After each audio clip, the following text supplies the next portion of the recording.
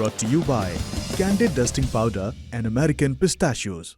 Candid dusting powder redness, irritation, sweat rash और fungal infection जैसे 4 skin problems का एक एक्सपर्ट सॉल्यूशन। अब रहो अनस्टॉपेबल कैंडिड डस्टिंग पाउडर के साथ।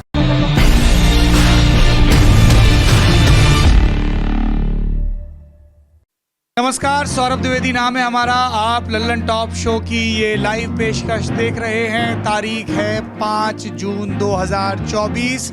मंजर है सरकार बनाने की तैयारियों का।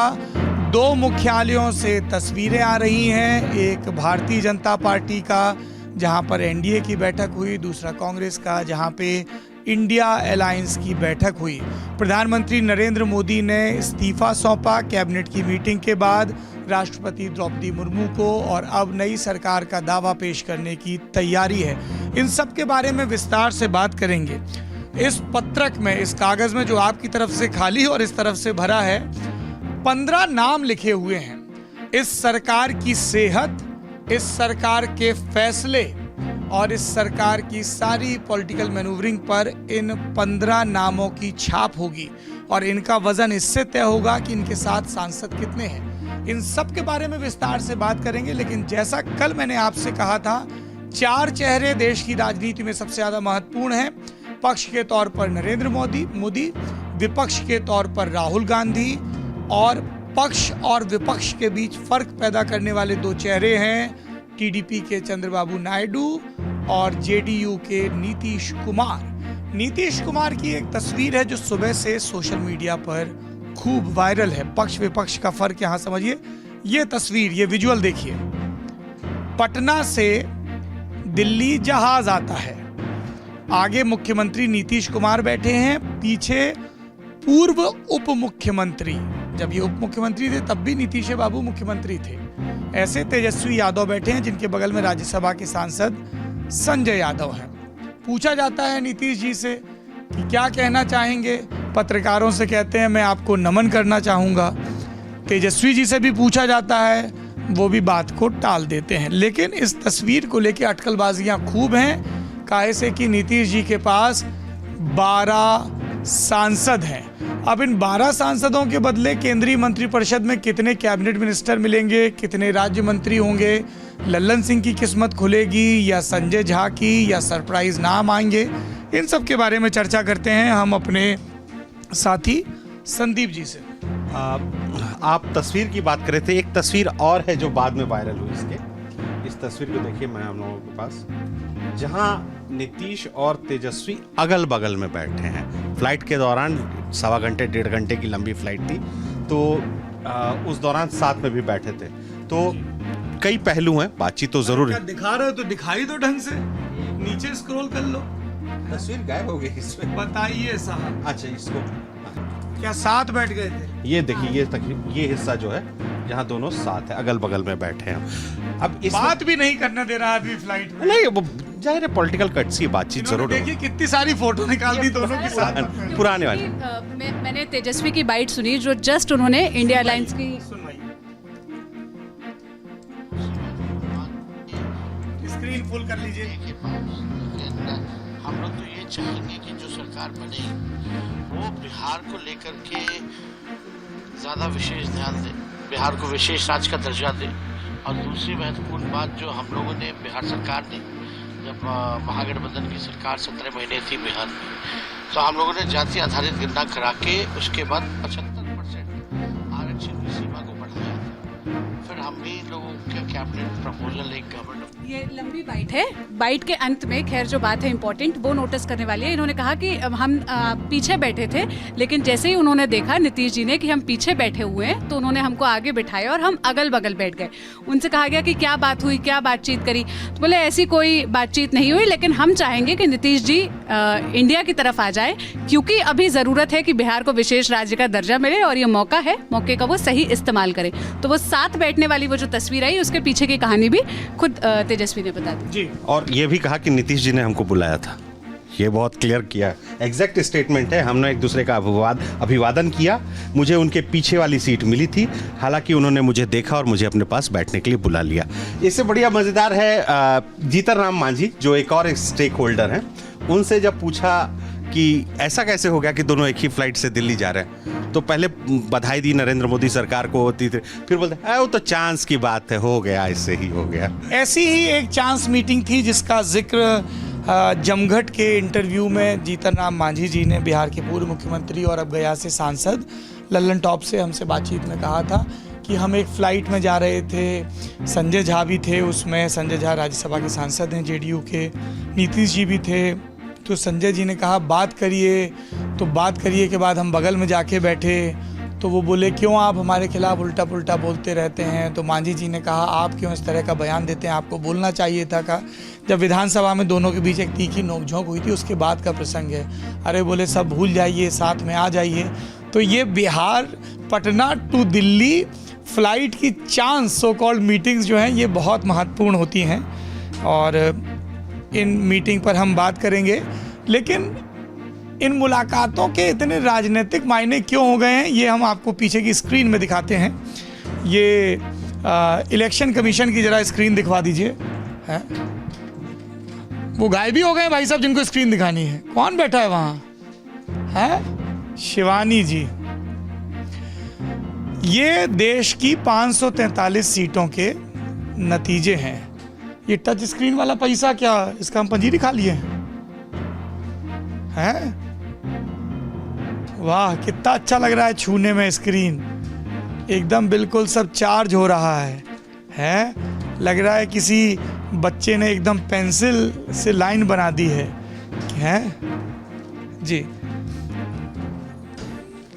अब सवाल ये है कि ये जो 15 नाम हैं जो आपको जानने चाहिए और याद रखने चाहिए। भारतीय जनता पार्टी 240 सीटें, नेता नरेंद्र मोदी। तेलुगु देशम पार्टी 16 सीटें, नेता चंद्रबाबू नायडू। जनता दल यूनाइटेड 12 सीटें, नेता नीतीश कुमार। राष्ट्रीय लोकदल 2 सीटें, नेता जयंत चौधरी जो खुद राज्यसभा के सांसद हैं। अपना दल सोनेलाल 1 सीट, नेता अनुप्रिया पटेल या आशीष पटेल। जनता दल सेकुलर 2 सीटें, नेता HD कुमारस्वामी कर्नाटक के पूर्व मुख्यमंत्री। शिवसेना शिंदे 7 सीटें। इन 7 सीटों में भी हम आपको बता दें कि एक सीट को लेकर एक लंबी सिरफुटअव्वल रही कि एक वोट से ये उद्धव सेना जीत गई, फिर 48 वोट से शिंदे सेना जीत गई, जिस पे हम अपने साथी निखिल से बात भी करेंगे। बहरहाल 7 लोकसभा की सीटें, नेता एकनाथ शिंदे। ये वही एकनाथ शिंदे की शिवसेना है जिसके कई सांसदों को लेकर सुबह के वक्त आपने टीवी स्क्रीन पे ब्रेकिंग न्यूज़ भी देखी थी। एनसीपी अजित पवार 1 सीट, रायगढ़ की सीट, नेता अजित पवार। असम गण परिषद 1 सीट, बारपेटा की सीट, नेता अतुल बोरा। लोक जनशक्ति पार्टी रामविलास 5 सीटें, वैशाली, समस्तीपुर, खगड़िया, हाजीपुर और जमुई, नेता चिराग पासवान। हिंदुस्तानी अवाम मोर्चा हम सेकुलर ब्रैकेट में 1 सीट गया कि नेता जीतन राम मांझी। सिक्किम क्रांतिकारी मोर्चा 1 सीट, नेता PS तमांग, इनको PS गोले भी कहते हैं, ये इस समय सिक्किम के मुख्यमंत्री हैं। United People's Party Liberal UPPL, ये कोकराझार की सीट जीत कर आए हैं, असम की NDA का हिस्सा है, नेता प्रमोद बोरो। जन सेना पार्टी 2 सीटें, नेता पवन कल्याण। और आजसू पार्टी 1 सीट गिरडीह की और नेता सुदेश महतो। इसमें जो 2 बड़े नंबर हैं, 3 बड़े नंबर हैं और बल्कि 4 जोड़ लेते हैं। एक बड़ा नंबर तेलुगु देशम पार्टी 16, दूसरा बड़ा नंबर JDU 12, तीसरा बड़ा नंबर शिंदे सेना 7 और चौथा बड़ा नंबर LJP रामविलास 5। इसमें TDP पर सबकी निगाहें हैं। कौन सा पोर्टफोलियो मांगा जाएगा? क्या होम मिनिस्ट्री TDP के पास जाएगी या इंडस्ट्री मिनिस्ट्री जाएगी? टॉप 4 में कौन सी मिनिस्ट्री? लोकसभा के अध्यक्ष के पद को लेकर भी बात हो सकती है। और जो थोड़ी देर पहले तेजस्वी के हवाले से बात आई, स्पेशल स्टेटस, हम अपने साथी निखिल का रुख करेंगे जिन्होंने लंबे समय तक लल्लन टॉप शो को प्रोड्यूस किया है कि ये स्पेशल स्टेटस की मांग क्या होती है, इसमें किस तरह की डिमांड होती हैं। इसमें हमारे दूसरे साथी भी जुड़ेंगे, लेकिन उसके पहले चलते हैं सोनल के पास TDP की पॉलिटिकल एक्टिविटीज़ आज की समझने के लिए। सोनल। सौरभ, सबसे पहले तो एनडीए की जो अभी मीटिंग हुई उसमें जो तस्वीर आई उस तस्वीर की चर्चा करना ज़रूरी है। प्रधानमंत्री के बाजू में जो टीडीपी के चीफ है चंद्रबाबू नायडू वो खड़े दिखे। अंदर से भी जो विजुअल्स आए मीटिंग के दौरान के उसमें भी चंद्रबाबू नायडू प्रधानमंत्री की कुर्सी के ठीक बगल में बैठे हुए थे। आप इसी से ही अंदेशा लगाइए कि वो कितना अंदेशा नहीं, अंदाजा अंदेशे में एक किस्म की नकारात्मकता होती है। अच्छा, इसी से ही अंदाजा लगाइए कि वो कितना इम्पोर्टेंट अभी रोल प्ले कर रहे हैं। प्रधानमंत्री उनके बाजू में खड़े हैं, बैठे हैं चंद्रबाबू नायडू, और ठीक उनके बाजू में बैठे हैं नीतीश कुमार। ये तस्वीर मीटिंग से बाहर आने के बाद अब एनडीए की तस्वीर साथ में आ रही है, जो कोएलिशन वाली गवर्नमेंट बनी। दीदी तुम एक काम करो, अपना लैपटॉप धरो इधर, ताकि विजय जी के कैमरे पे ठीक से ये तस्वीर दिखे। दिखाओ भाई साहब, हैं? जी बोलिए। ये है वो तस्वीर। अब मैं आपको एक आंकड़ा भी दिखाना चाहूँगी।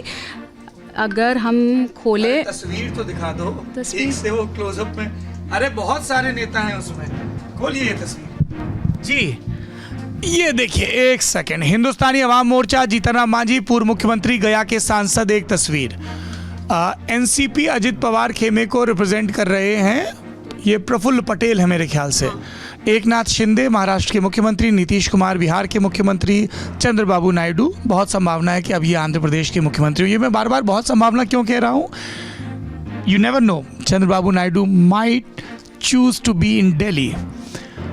प्रधानमंत्री नरेंद्र मोदी, भाजपा के राष्ट्रीय अध्यक्ष जेपी नड्डा, देश की पिछली कैबिनेट में रक्षा मंत्री रहे, अब तो आज इस्तीफा हो गया है, राजनाथ सिंह लखनऊ से सांसद, अमित शाह गांधीनगर से सांसद, देश की पिछली सरकार में गृह मंत्री, एचडी कुमारस्वामी पूर्व मुख्यमंत्री कर्नाटक और अब मंड्या की सीट से जीत कर आए हैं, लल्लन सिंह मुंगेर से जीत के आए, जेडीयू के राष्ट्रीय अध्यक्ष रहे हैं, संजय झा ये राज्यसभा के सांसद रहे हैं, ये पवन कल्याण। इधर शुरू करते हैं, वो कहते हैं ना परीक्षा में जैसे कोई सवाल ना है तो जो आ रहा हो सवाल वहाँ पे मूव कर जाओ। ये सिक्किम की जो पार्टी है क्रांति मोर्चा, उसके नेता हैं, ये पवन कल्याण हैं, दो पार्टी वाले। अनुप्रिया पटेल मिर्ज़ापुर अपना दल सोनेलाल वाली हैं। ये जरा निखिल, आखिरी तस्वीर सुदेश महतो, ये सुदेश महतो है आजसू वाले, जिनके गिरिडीह से सांसद जीत के आए हैं। ज़रा ये चेहरे बताइए, इसमें बोरो कौन है, असम गण परिषद वाले, ये चिराग पासवान, ये जयंत चौधरी, ये मैं चेहरे नहीं पहचान पा रहा हूँ। 1 2 3 और 4 ये चेहरे बताइए जरा इसमें। ये ब्लू में प्रमोद बोरो हैं। ये प्रमोद बोरो हैं। ये भी चीफ एग्जीक्यूटिव मेंबर हैं जो बीटीएडी रीजन में बीटीसी काउंसिल बैठता है, बोडोलैंड वाली जी टेरिटोरियल काउंसिल। हाँ। अच्छा, प्रमोद बोरो। और ये तो सिक्किम वाले हो गए जी। ये रह गए एक भाई साहब को मैं चेक करता हूँ। हाँ, और ये मेरे ख्याल से ये एक इनको नहीं पहचान पा रहे हैं हम लोग, एक इनको नहीं पहचान पा रहे। खैर चलिए बताइए और क्या अपडेट है। और एक और तस्वीर मैं आपको दिखाना चाहूँगी जो मीटिंग के अंदर से आई। हाँ, वीडियो है ये पूरा जी। जैसा मैं आपको बता रही थी, प्रधानमंत्री के ठीक बगल में बैठे थे चंद्रबाबू नायडू और उनके बगल में बैठे थे नीतीश कुमार। ये देखिए लाइन से। अभी सरकार का संतुलन भी उसमें दिख रहा है कि कौन लोग महत्वपूर्ण होने वाले हैं। सेंटर टेबल, लाइटर मोमेंट जी। अब चंद्रबाबू नायडू पर जो फोकस था, जो सवाल था आपका, हम जब कल भी लाइव थे यहाँ पर, जब एग्जिट पोल के नतीजे बता रहे थे, तब भी ये खबर आई कि चंद्रबाबू नायडू की जो पार्टी है टीडीपी, उनकी प्रेस कॉन्फ्रेंस होने वाली है। हालांकि प्रेस कॉन्फ्रेंस के ठीक आधे घंटे पहले खबर फ्लैश हुई कि वो प्रेस कॉन्फ्रेंस कैंसिल हो गई है। चंद्रबाबू नायडू को इंडिया अलायंस की तरफ से भी और एनडीए की तरफ से, दोनों की तरफ से कॉन्टैक्ट किया गया और उन्होंने अपना मत स्पष्ट नहीं किया था। देर रात होते होते उनका ट्वीट आया, प्रधानमंत्री का फ़ोन गया, अमित शाह जी का फ़ोन गया। उन्होंने कहा कि बहुत शुक्रिया आपका हमें बधाई संदेश भेजने के लिए। आज सुबह सुबह सब दिल्ली पहुँचे। दिल्ली पहुँचने के बाद, मीटिंग होने के बाद चंद्रबाबू नायडू की बाइट आई। ये उनकी बाइट है जो अभी जब हम लाइव शुरू कर रहे हैं उससे ठीक 5 मिनट पहले आई। जब उनसे पूछा गया कि क्या आप एनडीए का पार्ट रहेंगे, तो उन्होंने कहा कि अगर हम, अंग्रेजी में बाइट है ये। अरे हमको अंग्रेजी आती है भाई। फुल स्क्रीन हम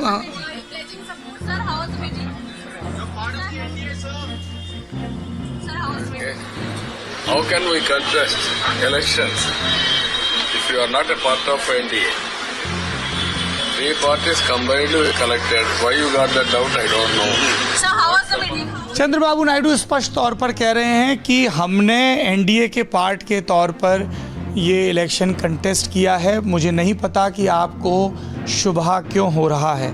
इन स्पेकुलेशंस पर और एनडीए की मीटिंग में क्या हुआ, किस तरह के बयान आए, ये बात करने के लिए मैं रुक कर रहा हूँ अपने साथी सिद्धांत मोहन का। हाय सौरभ, वो बेसिकली हाय बेसिक लिस्ट तो आपको पता ही होगी। जो एनडीए की मीटिंग में जो नेता पहुंचे हुए थे आज, बेसिक जो डिमांड्स अभी टीवी फ्लैशेस में और आरएफए होके आ रही हैं हमारे पास की, जो डिमांड्स आ रही हैं हमारे सामने, नीतीश ने 3 कैबिनेट बर्थ मांगी हुई है और एक एमओएस और बिहार के लिए स्पेशल राज्य का दर्जा मांगा हुआ है। किस सबसे पहले मेरे ख्याल से बिहार के लिए विशेष राज्य का दर्जा, क्योंकि वो सबसे बड़ी चुनावी मांग बरसों से रही है। और जो अभी फ्लैश हो रहा है, ऐसी ही मांग टीडीपी ने भी की है, तेलुगु देशम पार्टी ने भी लगभग एक ऐसी ही डिमांड रखी है। उन्होंने लोकसभा स्पीकर की पोस्ट, 3 कैबिनेट मिनिस्टर की पोस्ट और 2 एमओएस और एक स्पेशल राज्य का दर्जा मांगा हुआ है। एमओएस मतलब मिनिस्टर ऑफ स्टेट, हाँ, राज्य मंत्री। चिराग पासवान ने 1 कैबिनेट मंत्री और 1 राज्य मंत्री का दर्जा मांगा हुआ है, पोस्ट मांगी हुई है। शिंदे ने 1 राज्य मंत्री, 1 कैबिनेट मंत्री और 2 राज्य मंत्री की पोस्ट मांगी हुई है। और इसके अलावा जो इंडिया अलायंस की बैठक हो रही है मल्लिकार्जुन खड़गे के, बड़ी बड़ी पार्टियां हैं, जो छोटी छोटी पार्टियां हैं, जीतनराम मांझी ने भी तो मंत्री पद, मांझी ने 1 कैबिनेट पोस्ट मांगी है। इसके अलावा अभी किसी की डिटेल सामने नहीं आई है, क्योंकि अब वो मीटिंग जीतनराम मांझी मांग रहे हैं। रामदास अठावले की उधर टेंशन बढ़ गई होगी, वो तो राज्यसभा में ही हैं, उनको उम्मीद थी कि वो राज्य मंत्री से कैबिनेट बनेंगे, अब वो भी धुंधली लग रही है। नहीं, अब लोग लेकिन बीजेपी के साथ ये बीजेपी की बाध्यता है, बीजेपी की मजबूरी है कि अब जो जीत के आ रहे हैं, उनकी सरकार बनाने में मदद कर रहे हैं, उनको अकोमोडेट किया जाए। अभी स्थिति बीजेपी के हाथ में है, गेंद दूसरों को पाले में ज्यादा है। इंडिया अलायंस की बात करें क्या? इंडिया अलायंस की मीटिंग जो है मल्लिकार्जुन खड़गे के आवास पे हो रही है, उसकी आएंगे, वो एंकर टॉस करेगा ना तुमको। अच्छा, हाँ, ये लाइव में उत्साही जनता एकदम खुद ही से स्विच हो गए कि एनडीए से इंडिया पे। हमारे कान में ईपी है, नया तजुर्बा हमको भी लेने दो। चलिए, एनडीए की मीटिंग के बारे में बता रहे थे कि कितने मंत्री पद मांगे जा रहे हैं। अब आपको टैली दिखा देते हैं जरा कि फाइनल टैली क्या है, जिसको लेके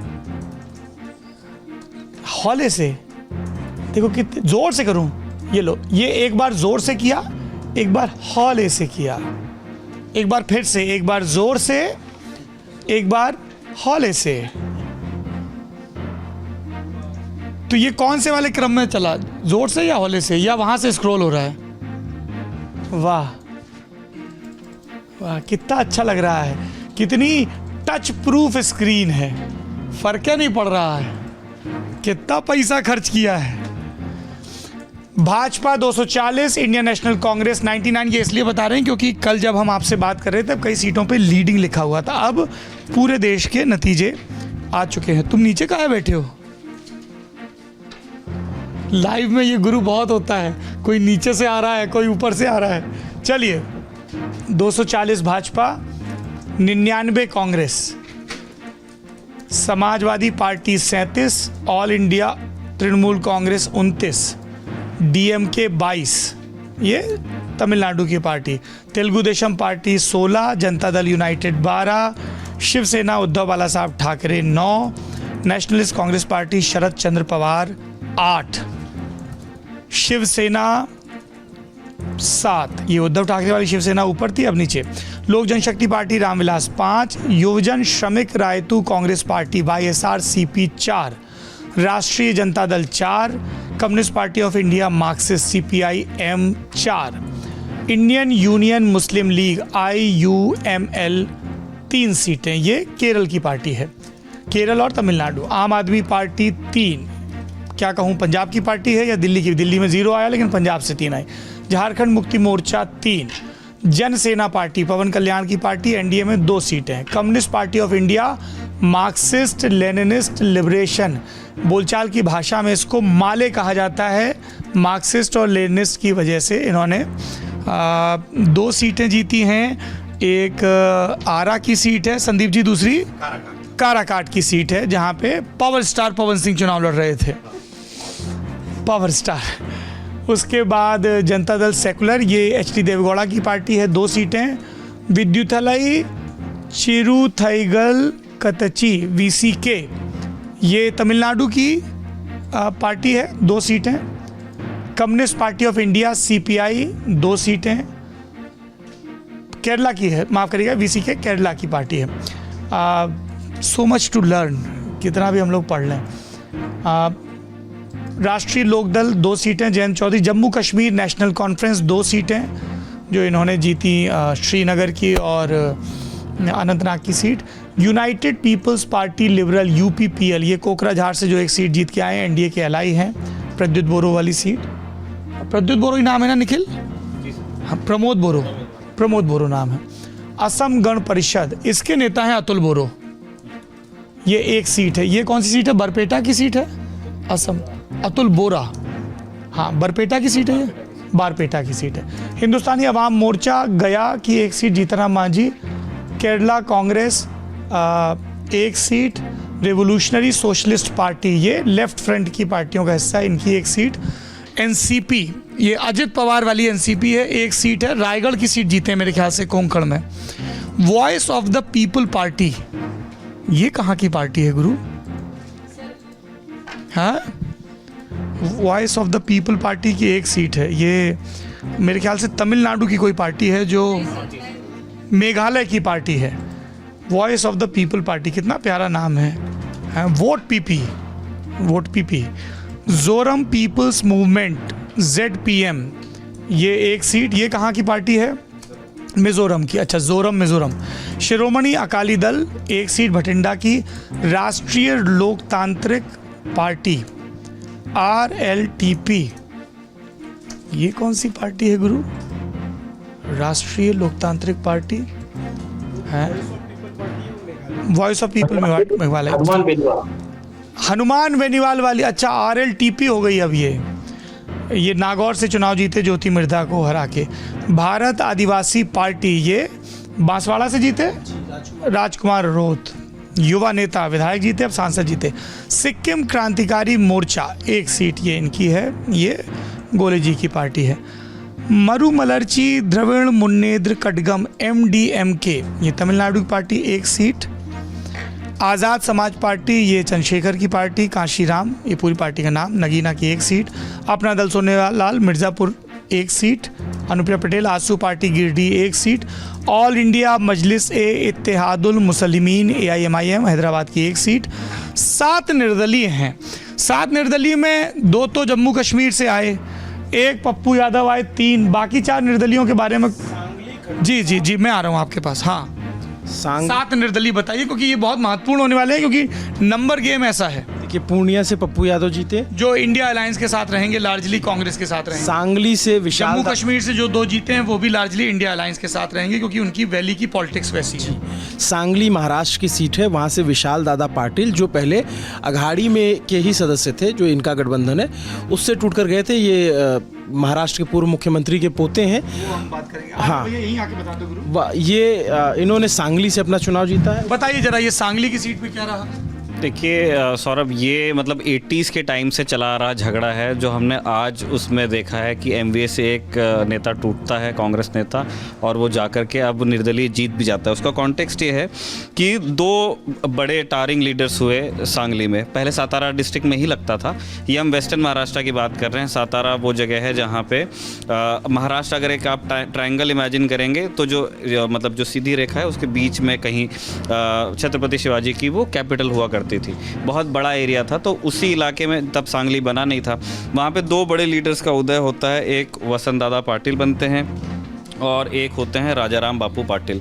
अब ये 2 लीडर्स अपना अपना करियर धीरे धीरे आगे लेकर के जा रहे हैं। तो जब तक के YV चौहान रहे, तो क्योंकि 2 बड़े और एम्बिशियस नेता है और एक बहुत बड़ा नेता है, जैसे आज की अगर तुलना आप करेंगे तो प्राइम मिनिस्टर एक जगह हो गए और एक जगह देवेंद्र फडणवीस हो गए, एक जगह HBS हो गए। तो ये 2 एम्बिशियस लीडर्स हैं, एक महाराष्ट्र के, एक असम के, लेकिन प्राइम मिनिस्टर तो प्राइम मिनिस्टर हैं। तो उस तरह से ये सिस्टम चलता रहा और 1977 में वसंत दादा चीफ मिनिस्टर बने। एक कोऑपरेटिव में आगे बढ़ता रहा, एक किसानों का नेता बढ़ के आगे बढ़ता रहा। लेकिन जब 78 में वड़वा असेंबली के लिए चुनाव हुए, तब इस्लामपुर में वसंत दादा पाटिल का एक स्टेटमेंट बड़ा, उन्होंने अपनी प्रतिष्ठा का प्रश्न बना लिया था। उन्होंने कहा कि अगर राजाराम बापू पाटिल यहाँ जीतते हैं। वो दिखने नहीं चाहिए, इस भाषा में उन्होंने अपनी बात रखी थी। और फिर विलासराव शिंदे जो थे वो 15,000 की लीड से जीत गए। वहाँ से राजाराम बापू पाटिल की हार हुई। राजाराम बापू पाटिल पिता हैं जयंत पाटिल के, दिवंगत हैं, आज वो इस दुनिया में नहीं है। जयंत पाटिल एक एम्बिशियस लीडर हैं और जयंत पाटिल को एक बड़ा फैक्टर बताया जाता है कि विशाल को वहाँ पे सीट नहीं दी गई कांग्रेस से। इनफैक्ट ये हुआ कि जब फॉर्मल अनाउंसमेंट हुआ ही नहीं था सौरभ अलायंस का, उससे पहले उद्धव ठाकरे अपनी सीटों का ऐलान करते हैं। वो 21 सीटें होती हैं और एक ऐसी सीट जो मान के चला एक गिवन था कि वो कांग्रेस को जाएगी, वहाँ से वो अपना कैंडिडेट देते हैं और विशाल फिर फाइल। एक निर्दलीय के पीछे कितनी पारिवारिक अदावतें हैं, कितनी तैयारियां हैं, क्योंकि ये बहुत महत्वपूर्ण एक कट थ्रोट कंपटीशन है पॉलिटिकल पार्टीज़ का। उसमें एक निर्दलीय कैसे जीत के आता है।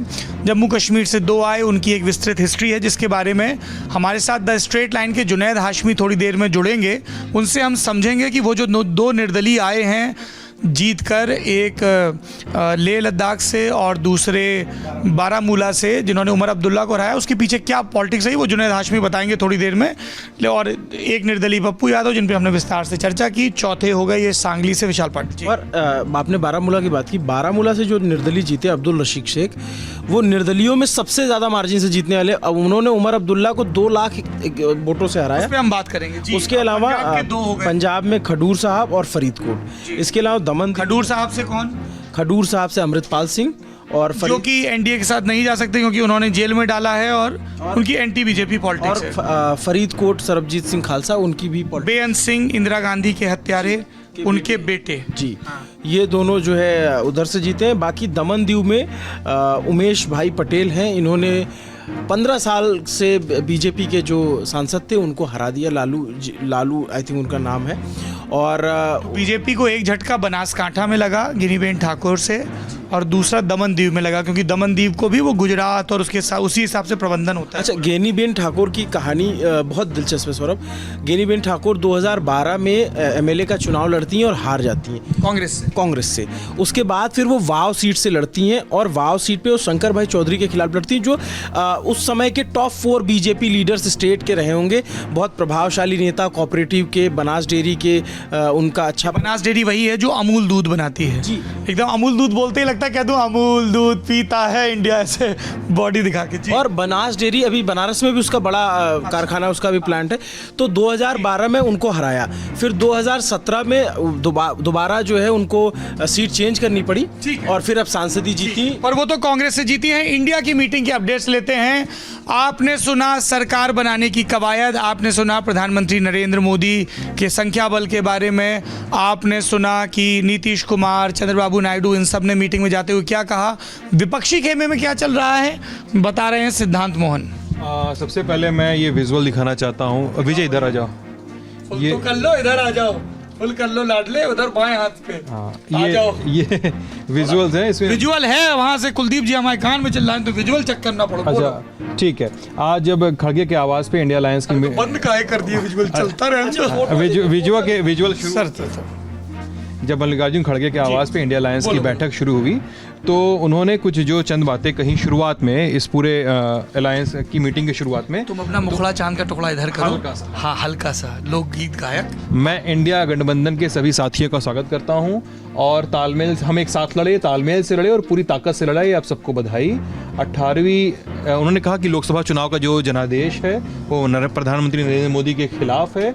चुनाव उनके नाम और उनके चेहरे पर लड़ा गया था और जनता ने भाजपा को बहुमत ना देकर उनके नेतृत्व के प्रति साफ संदेश दिया है। व्यक्तिगत रूप से मोदी जी के लिए यह न सिर्फ राजनीतिक शिकस्त है बल्कि नैतिक हार भी है। और उन्होंने एक ओपन कॉल भी दी अपने ओपनिंग रिमार्क में। मल्लिकार्जुन खड़गे ने उन्होंने कहा कि हम यहाँ पे ये भी संदेश देते हैं कि इंडिया गठबंधन उन सभी राजनीतिक दलों का स्वागत करता है जो भारत के संविधान की प्रस्तावना में अटूट विश्वास रखते हैं और इसके आर्थिक, सामाजिक और राजनीतिक न्याय के उद्देश्यों से प्रतिबद्ध हैं। इसके अलावा सौरभ वो लिस्ट भी है जो लोग इंडिया अलायंस की मीटिंग में आज शामिल हुए। तेजी से बताइए। मल्लिकार्जुन खड़गे कांग्रेस से, सोनिया गांधी, राहुल गांधी, केसी वेणुगोपाल, ये लोग कांग्रेस से थे। शरद पवार और सुप्रिया सुले एनसीपी, शरद पवार गुट से। एमके स्टालिन, टीआर बालू ये डीएमके से। अखिलेश यादव और राम गोपाल यादव ये दोनों लोग समाजवादी पार्टी से। प्रियंका गांधी वाड्रा कांग्रेस से अभिषेक बनर्जी, तृणमूल कांग्रेस से अरविंद सावंत, उद्धव ठाकरे ग्रुप से शिवसेना के तेजस्वी यादव, संजय यादव ये लोग आरजेडी से, सीताराम येचुरी सीपीआईएम से, संजय राउत शिवसेना उद्धव ठाकरे गुट से, डी राजा सीपीआई से, चंपाई सोरेन जेएमएम से, कल्पना सोरेन जेएमएम से, संजय सिंह आम Aadmi party, Raghav Chadha Aam Aadmi party, Dipankar Bhattacharya CPI Male से, Omar Abdullah National Jammu Kashmir National Conference से, सैयद सादिक अली शापथंगल आईयूएमएल से, पीके कुनाली अरे ये यही हमारी तुम्हारी लड़ाई इसी चीज पे है कि दर्शक को पूरी बात बताओ, जल्दी जल्दी पढ़ रहे हो। इंडियन यूनियन मुस्लिम लीग, हाँ, ये केरल की पार्टी है। और पीके कुनाली कुट्टी ये भी आईयूएमएल से हैं, इंडियन यूनियन मुस्लिम लीग। एक बार ही बताना। जोस के मनी केसीएम, मुझे फुल फॉर्म नहीं। केरल कांग्रेस, ओके, हाँ, इनका भी विलय हुआ था। थिरुमावलवारी वीसीके, फुल फॉर्म बताओ। वीसीके नहीं पता, अभी बताया तो था। हाँ, भूल गए, हम भी भूल गए। वीसीके का फुल फॉर्म है ये, इसीलिए मैं विद्युत तलाई चिरुक थरल काची, ये होगा ना, विद्युत थलाई चिरु थैगल काची, वीसीके दलित मूवमेंट से निकली हुई पार्टी है, महत्वपूर्ण पार्टी है वहाँ की। अच्छा। एनके प्रेमाचंद्रन आरएसपी से, रिवोल्यूशनरी सोशलिस्ट पार्टी, ठीक है। MH Jawahirullah MMK, something MMK, wait हाँ बिल्कुल, इसीलिए तो मैं कह रहा हूँ कि हम लोगों को लगता है कि हम रात दिन भर दिन कवर कर रहे हैं पॉलिटिक्स, तो हमें पता है चीज़ें। मरु मलारची द्रविड़ मुन्नेत्र कटगम, पर ये तो एमडीएमके है। तुमने क्या नाम बताया? इसी को तो उन्होंने शॉर्ट में नहीं लिख दिया एमएमके, इस बात की संभावना है। अरे एमएमके अलग पार्टी है, तुमको पता है?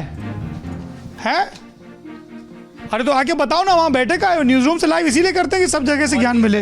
मक्कल काची, मन्नी तनया मक्कल काची, अच्छा, चेन्नई तमिलनाडु की पार्टी है ये मोस्टली, और इनके जो एमएच जवाहिरुल्ला ये तमिलनाडु के एमएलए भी हैं।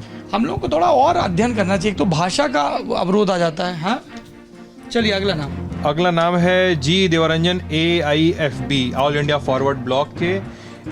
थिरु ER ईश्वरन KMDK, इनकी पार्टी का नाम है KMDK। I'm loving this exercise जिसमें उसको रियल टाइम पार्टियों के नाम चाहिए, तो बस ऐसे नाम लिख के डाल लिए थे सिर्फ। अरे वही तो मैं देखो ये जल्दी बताओ। मरु मलाची द्रविड़ मुन्नेत्र कटगम, इसके बारे में तो हमने बताया जी।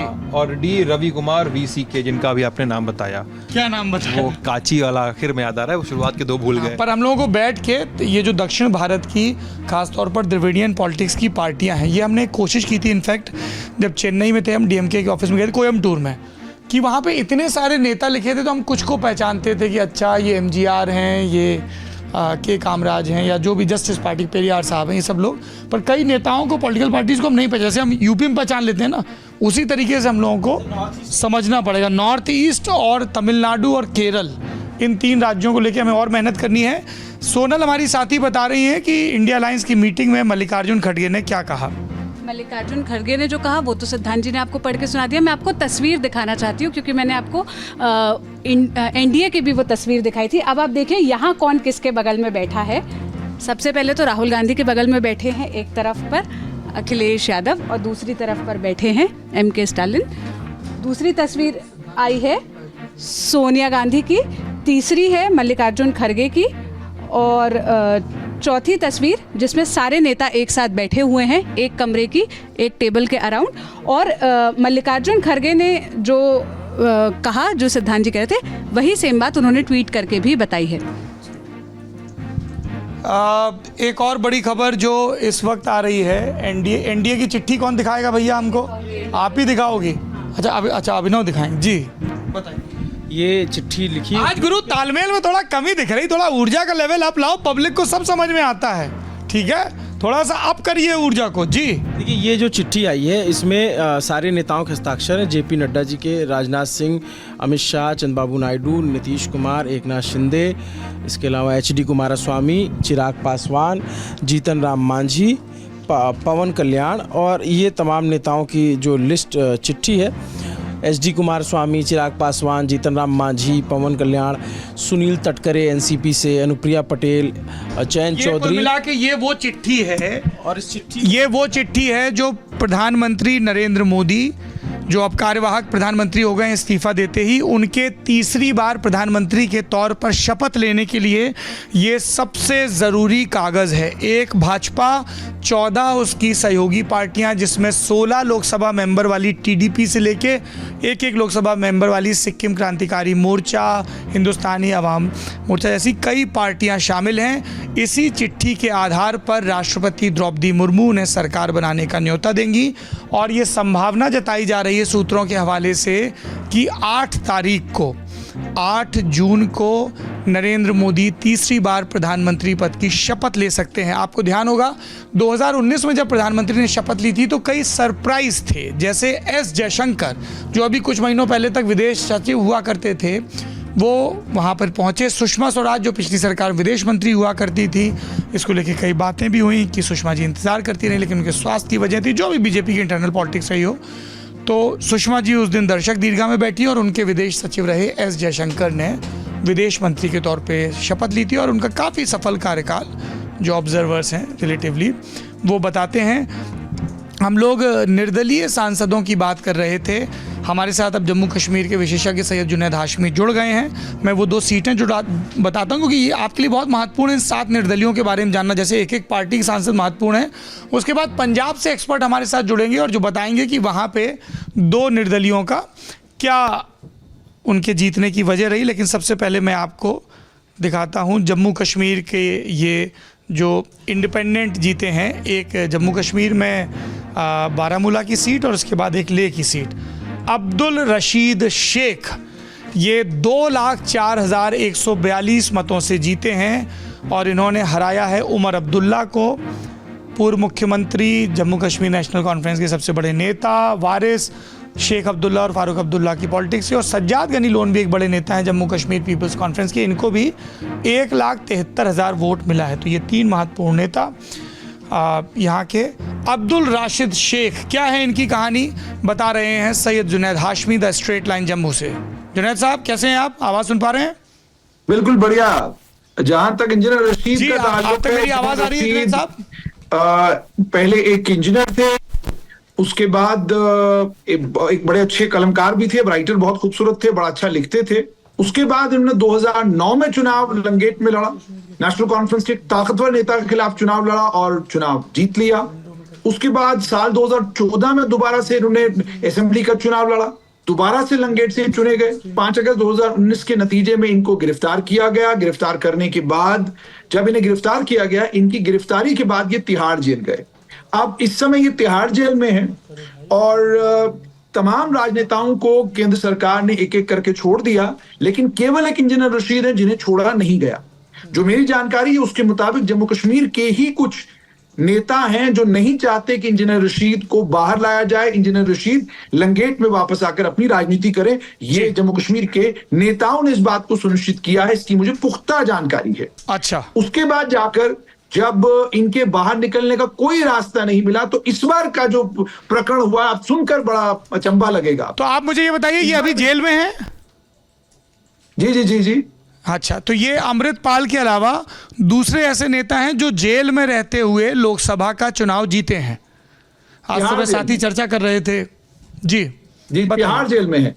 और सौरभ जी एक और बात सुनिएगा, तिहाड़ जेल में ये जेल के अंदर जो है लाइब्रेरियन का काम कर रहे हैं, लेकिन लाइब्रेरियन का काम कर रहे हैं कैसे और ये हुआ क्या, ये बड़ा इंटरेस्टिंग है। उमर अब्दुल्ला सज्जाद गनी लोन के बीच में मुकाबला तय था।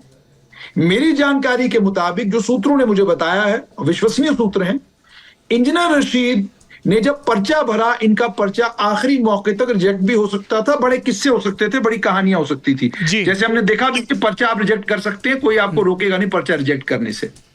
तो पर्चा रिजेक्ट होने के पर्चा रिजेक्ट नहीं हुआ। उसके बाद जब ये चुनाव में उतरे तो असल खेला ये था कि ये आकर जो है वोट काटेंगे केवल और केवल उमर अब्दुल्ला के, और नुकसान होगा उमर अब्दुल्ला को।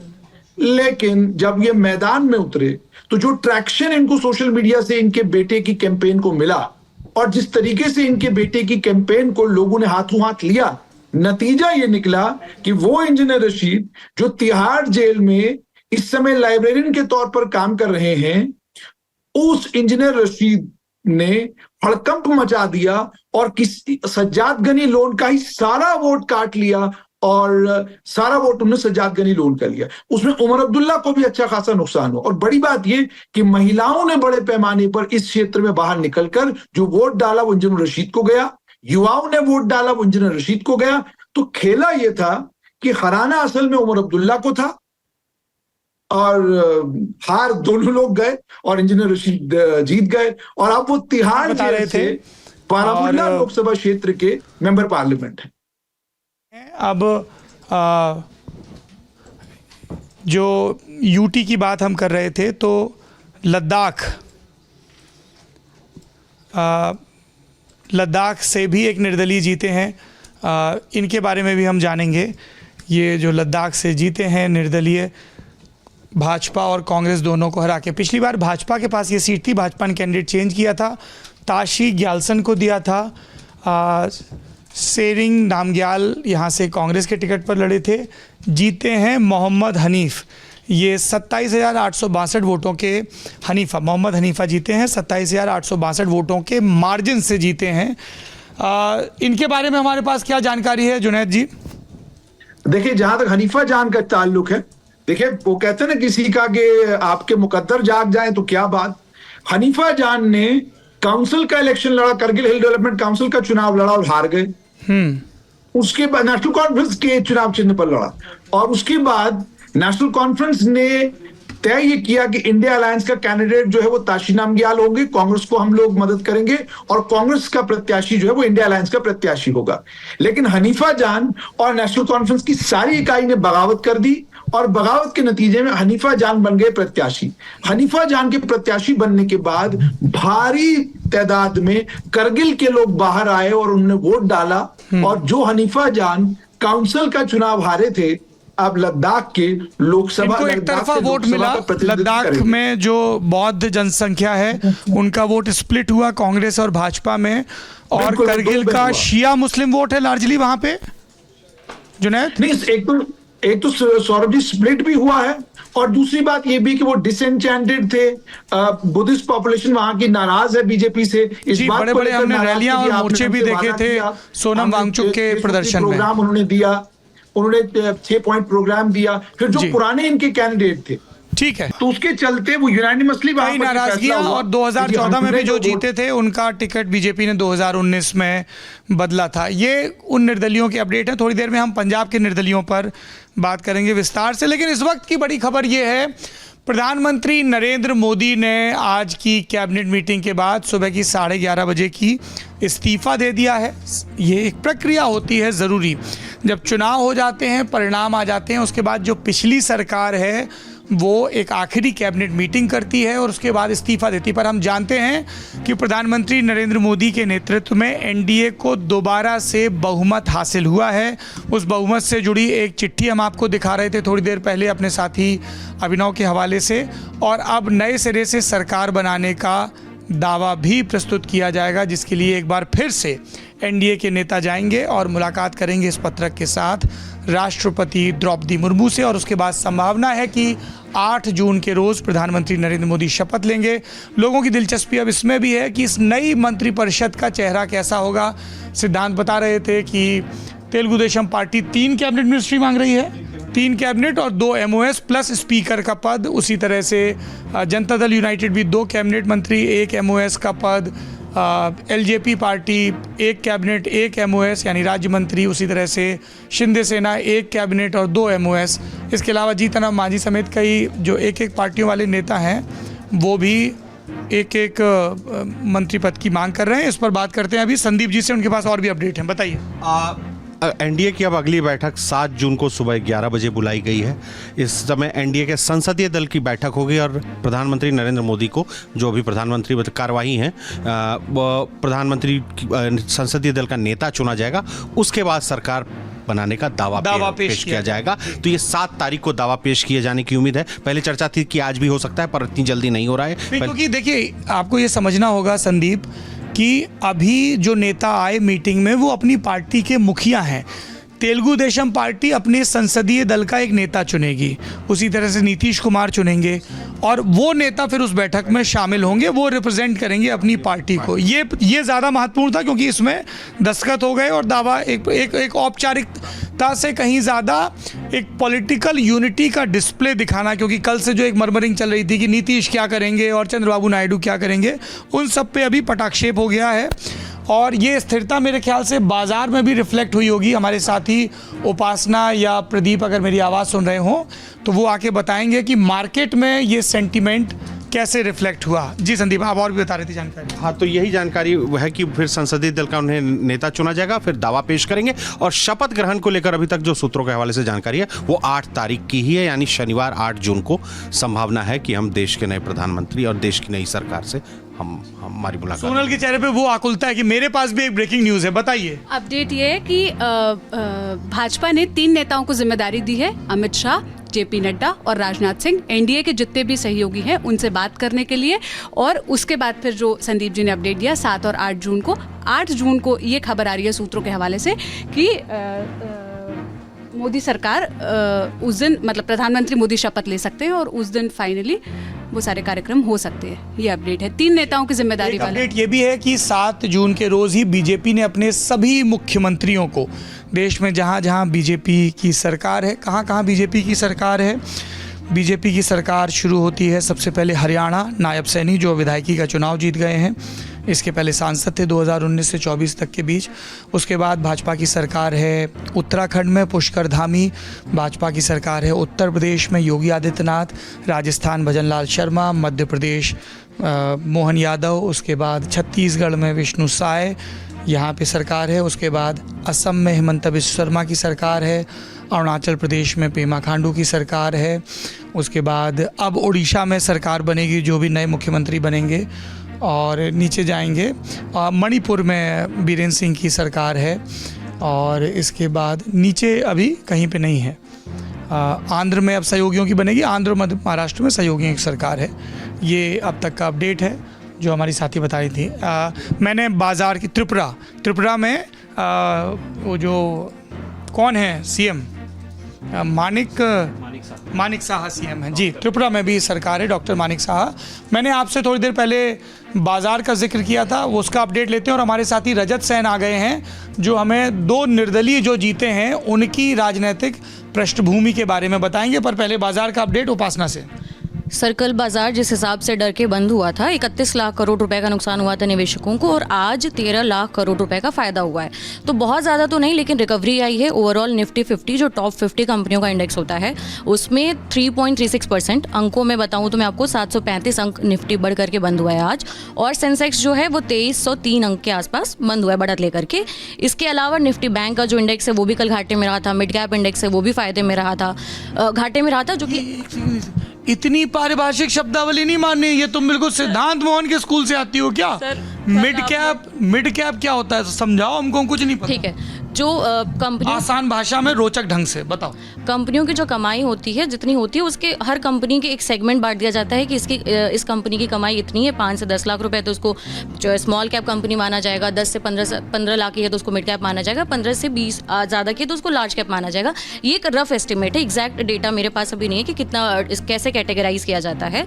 तो जो मिड कैप कंपनियां हैं उनका जो इंडेक्स है, जिनकी कमाई मिडिल कैपिटलाइजेशन में आती है, उसका इंडेक्स मिड कैप है और उसका जो इंडेक्स बढ़ा है आज 5% बढ़ा है। इसी तरीके से टॉप गेनर्स में अगर मैं आज बात करूं तो अडानी पोर्ट्स का शेयर आज टॉप गेनर रहा है, करीबन 8.5% इसमें तेजी रही है। इंडसइंड बैंक है, ये भी 8% ज़्यादा बढ़ा है और 1500 के लेवल पे बंद हुआ है। हिंडाल्को बढ़ा है, हीरो मोटोकॉर्प है, महिंद्रा एंड महिंद्रा है, टाटा स्टील है, ये सभी शेयर बढ़त के साथ बंद हुए हैं और ओवरऑल निवेशकों की 13 लाख करोड़ रुपए की भरपाई हो गई है। कल मार्केट खुलेगा तो थोड़ी सी और शायद हम लोगों को रिकवरी देखने, क्योंकि अब एनडीए की आज मीटिंग हो गई है।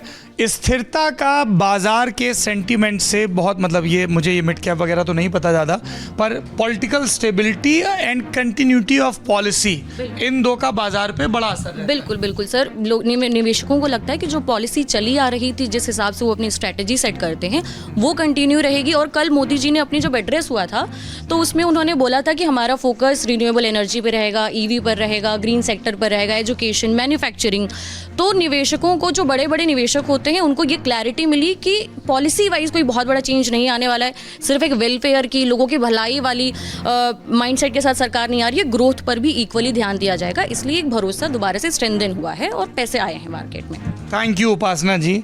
अब रुक करते हैं उन आंकड़ों का जिसमें लोगों की बहुत दिलचस्पी है और अब ये साफ हो गए हैं।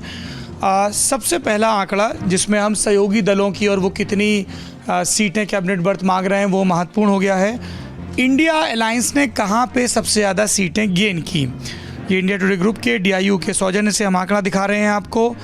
उत्तर प्रदेश में 43 सीटें और पिछली बार के मुकाबले 37 सीटों का गेन है, तो सबसे बड़ा कंट्रीब्यूटर है इंडिया अलायंस के लिए उत्तर प्रदेश। दूसरे नंबर पर महाराष्ट्र जहां से कुल 29 सीटें और 2019 के मुकाबले 20 सीटों का गेन।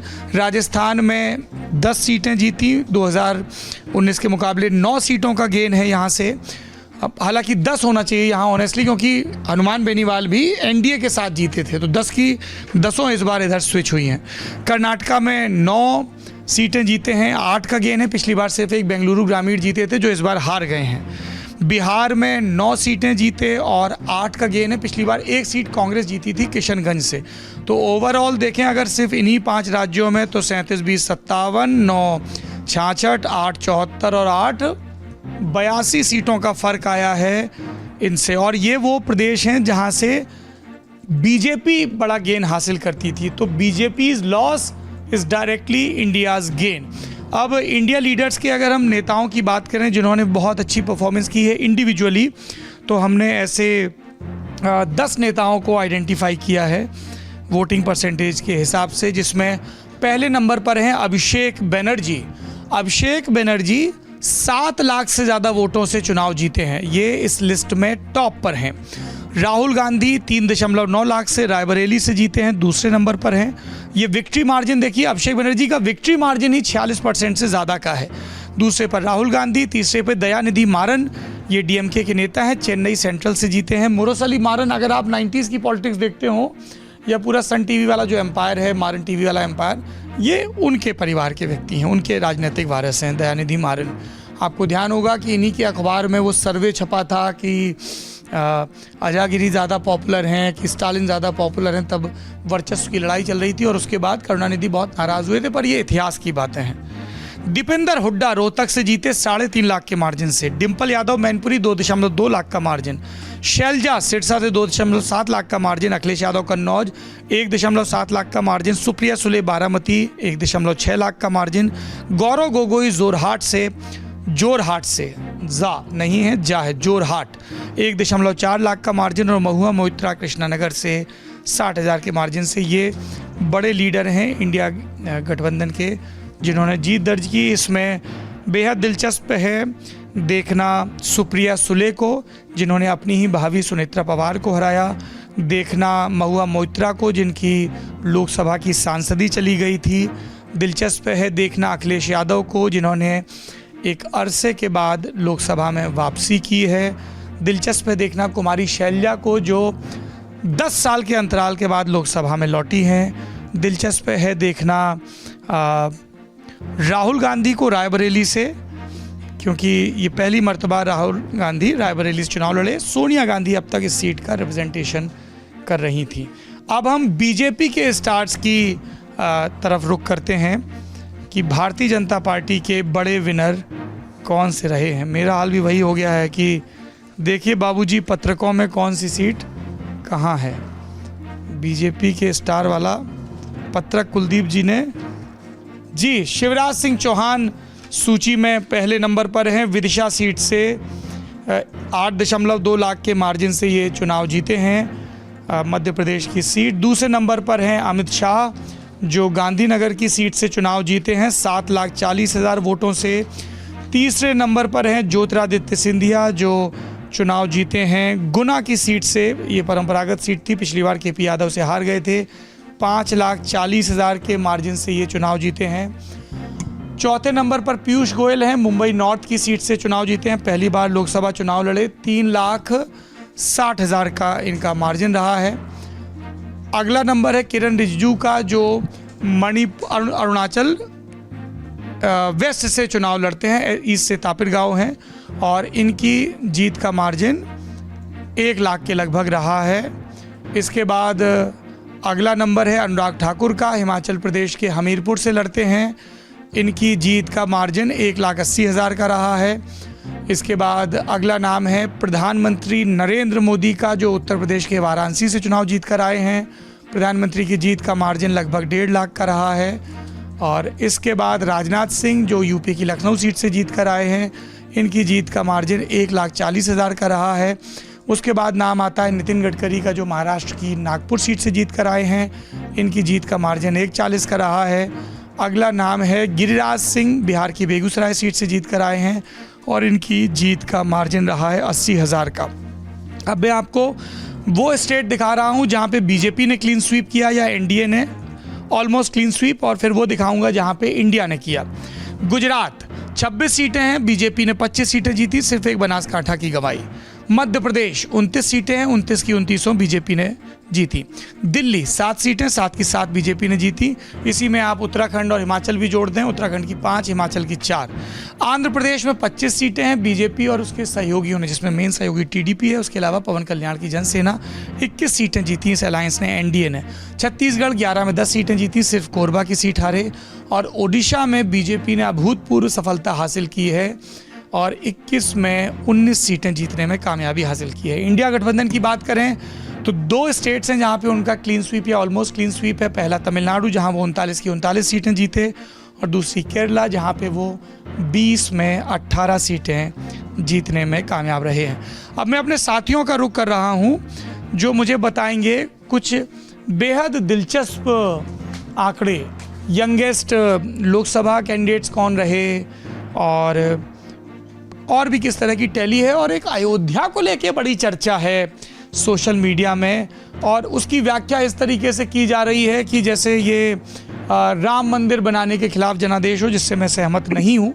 अयोध्या की नितांत स्थानीय राजनीतिक परिस्थितियां हैं, जिसके चलते लल्लू सिंह चुनाव हारे हैं, अवधेश प्रसाद चुनाव जीते हैं। बार बार जो विजुअल दिखाए जा रहे हैं, सिर्फ अयोध्या शहर में जिन लोगों को हटाया गया उनके विजुअल, उनके दुख दर्द के, वो कहानी का एक छोटा टुकड़ा भर है, उस पर भी बात करेंगे।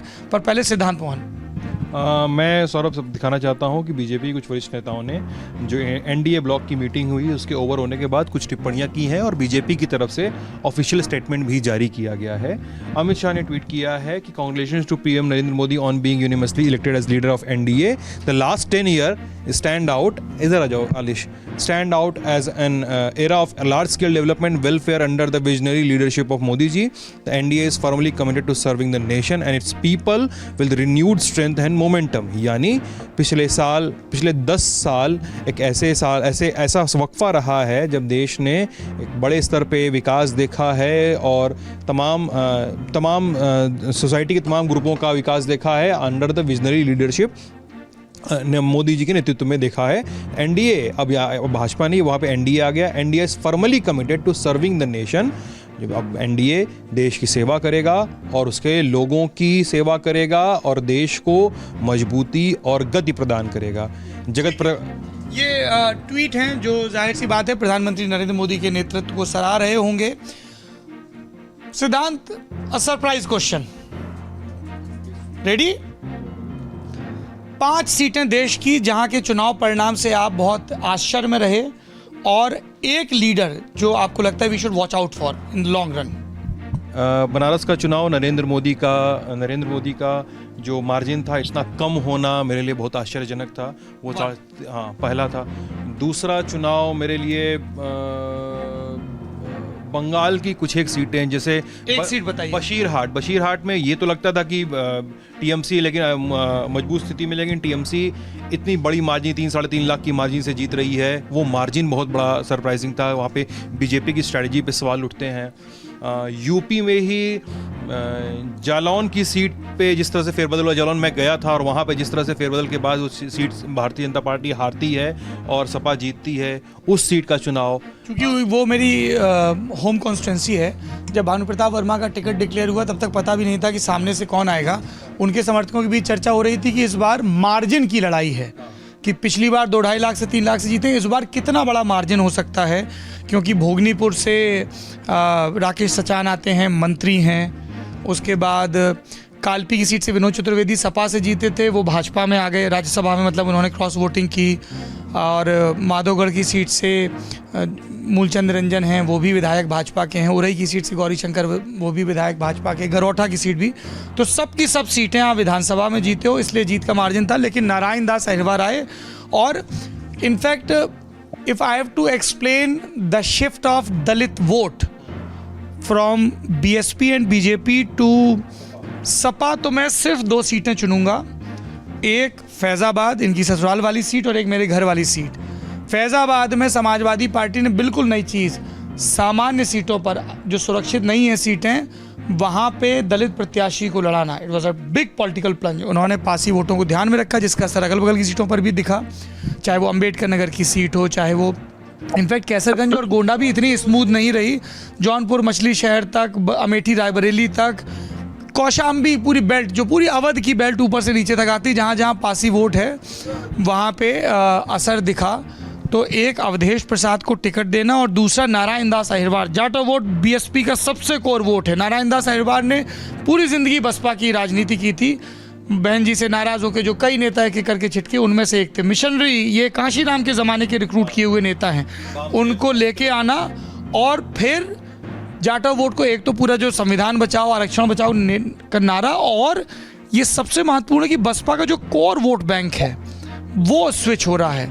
और उससे मुझे ये भी ध्यान आ रहा है कि आज मायावती जी का जो ट्वीट आया है और जो चिट्ठी आई है, अगर वो दिखा सकें तब तक मैं अभिनव का रुख करता हूँ। जी देखिए, 2-3 चीज़ें हैं। एक तो जो सिद्धांत जी ने शुरू में कहा कि मांगा, चंद्रबाबू नायडू ने मांगा या नीतीश कुमार ने मांगा। नरेंद्र मोदी 2002 से जब से सरकार वाली पॉलिटिक्स में, तो पहली बार कोई मांगने की स्थिति में है।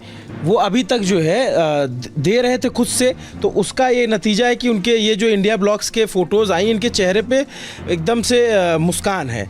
इसमें चाहे ये इनका हो, चाहे राहुल गांधी और इन लोगों के बैठने का तरीका हो। आप राहुल गांधी देखेंगे, अखिलेश यादव, शरद पवार, ये सब के नेताओं के चेहरे पे, क्योंकि जितना प्रेडिक्शन किया जा रहा था उससे कहीं ज़्यादा। और दूसरी चीज़ में, एक जो आप आंकड़ा बता रहे हैं, तो उसमें मैं बताऊं कि अगर विपक्ष ने या पूरे देश में, मुझे लगता है सबसे बड़ी जीत अगर किसी ने दर्ज की है तो वो धुबरी सीट पे कांग्रेस के रकीबुल हसन ने जीत की है। वहाँ 10,12,476 वोटों से हराया है। और वो भी जो बदरुद्दीन अजमल दूसरे नंबर पर है और भारतीय जनता पार्टी तीसरे नंबर पर रही। ये वो डेटा है, मैं वो दिखाऊं और आप देखेंगे तो डेटा है जी 10 लाख। ये मेरे ख्याल से इंदौर के बाद दूसरे नंबर। नहीं, इंदौर से भी ज्यादा, इंदौर से भी बड़ा जी। इंदौर एक तरफा, इंदौर में 10,08,000 का अंतर है, वो नोटा है वहाँ पे। लेकिन यहाँ पोल बहुत ज़्यादा हुआ है। उस पोल परसेंटेज को अगर मैं दिखाऊं तो इनको लगभग 60% वोट मिले हैं और 18% बदरुद्दीन अजमल की धज्जियां उड़ गई जी। और तीसरी चीज़ जो आप एक इंडिया गठबंधन पे बात कर रहे थे, तो जो इंडिया गठबंधन की सबसे अच्छी परफॉर्मेंस अगर कहेंगे, मैं उस पर आपसे बात करूंगा। हमारे साथ सतेंद्र चौहान जी जुड़े हैं, ये इंडिया टुडे ग्रुप के पत्रकार हैं। अच्छा, इंडिया टुडे ग्रुप में पहले थे। सतेंद्र जी, आपको मेरी आवाज़ सुनाई दे रही है? बिल्कुल सौरभ, बेशक इंडिया टुडे के थे, हैं, रहेंगे। दिल में तो इंडिया टुडे ही है, बाकी आप कुछ भी कहिए। क्या बात है।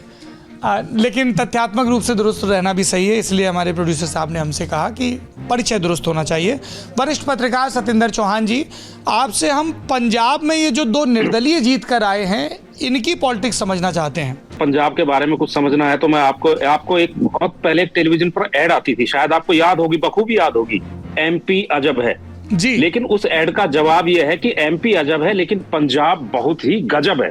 पंजाब को अगर समझना है तो पंजाब को समझने के लिए 3-4 साल चाहिए कम से कम पंजाब में बैठकर, तब भी समझ में आ जाए, उसकी कोई गारंटी नहीं है।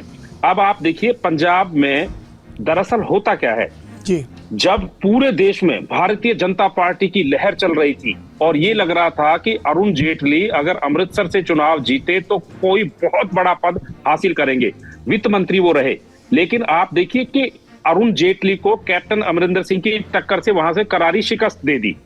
दूसरी बात आप देखिए, जब पूरे देश में बीजेपी का रथ चल रहा था, ये पुरानी बातें हैं, तो बीजेपी के रथ को पंजाब में रोककर पूरी सत्ता कांग्रेस को दे दी और जब कांग्रेस की बारी आई तो कांग्रेस को हटाकर आम आदमी पार्टी को सत्ता दे दी। पूरे देश में जब आम आदमी पार्टी का कहीं से कोई सांसद नहीं था तो 4 सांसद पंजाब से आए। उसके बाद विधानसभा में आम आदमी पार्टी की 92 सीटें, जो आज तक के पंजाब के इतिहास में कभी नहीं आई। लेकिन ये 92 सीटें हासिल करते के साथ ही 3 महीने के अंदर लोकसभा का उपचुनाव होता है, और वो उपचुनाव उस सीट से होता है जहां से पंजाब के वर्तमान मुख्यमंत्री अपनी सीट खाली करके आते हैं और अपने गांव के बूथ से वो चुनाव हार जाते हैं। और वहां पर आम आदमी पार्टी तो छोड़िए, सिमरनजीत सिंह मान, जिस पर आप आ रहे थे बात पर, उसी पर आऊंगा मैं। सिमरनजीत सिंह मान को सांसद बना दिया जाता है। अब पंजाब से एक किसान आंदोलन शुरू होता है और पूरे देश में किसानों की बात शुरू होती है।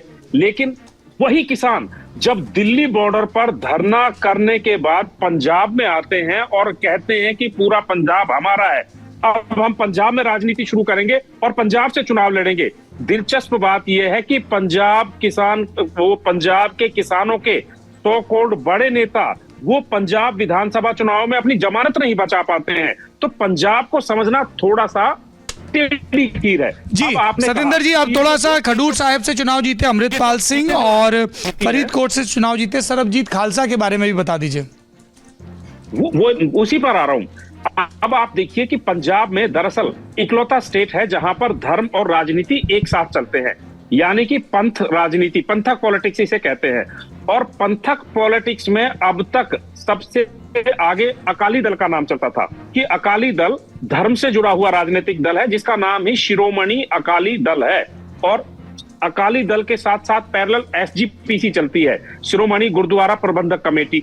अब अकाली दल पर पंजाब में धर्म को लेकर एक जिम्मेदारी होती थी, लेकिन पिछले कुछ अरसे से अकाली दल के नेता, ऐसा समझिए कि पंजाब के लोग ये समझ रहे हैं कि ये रास्ता भटक गए हैं और जो शिरोमणि अकाली दल था वो सिर्फ एक राजनीतिक अकाली दल बनकर रह गया है।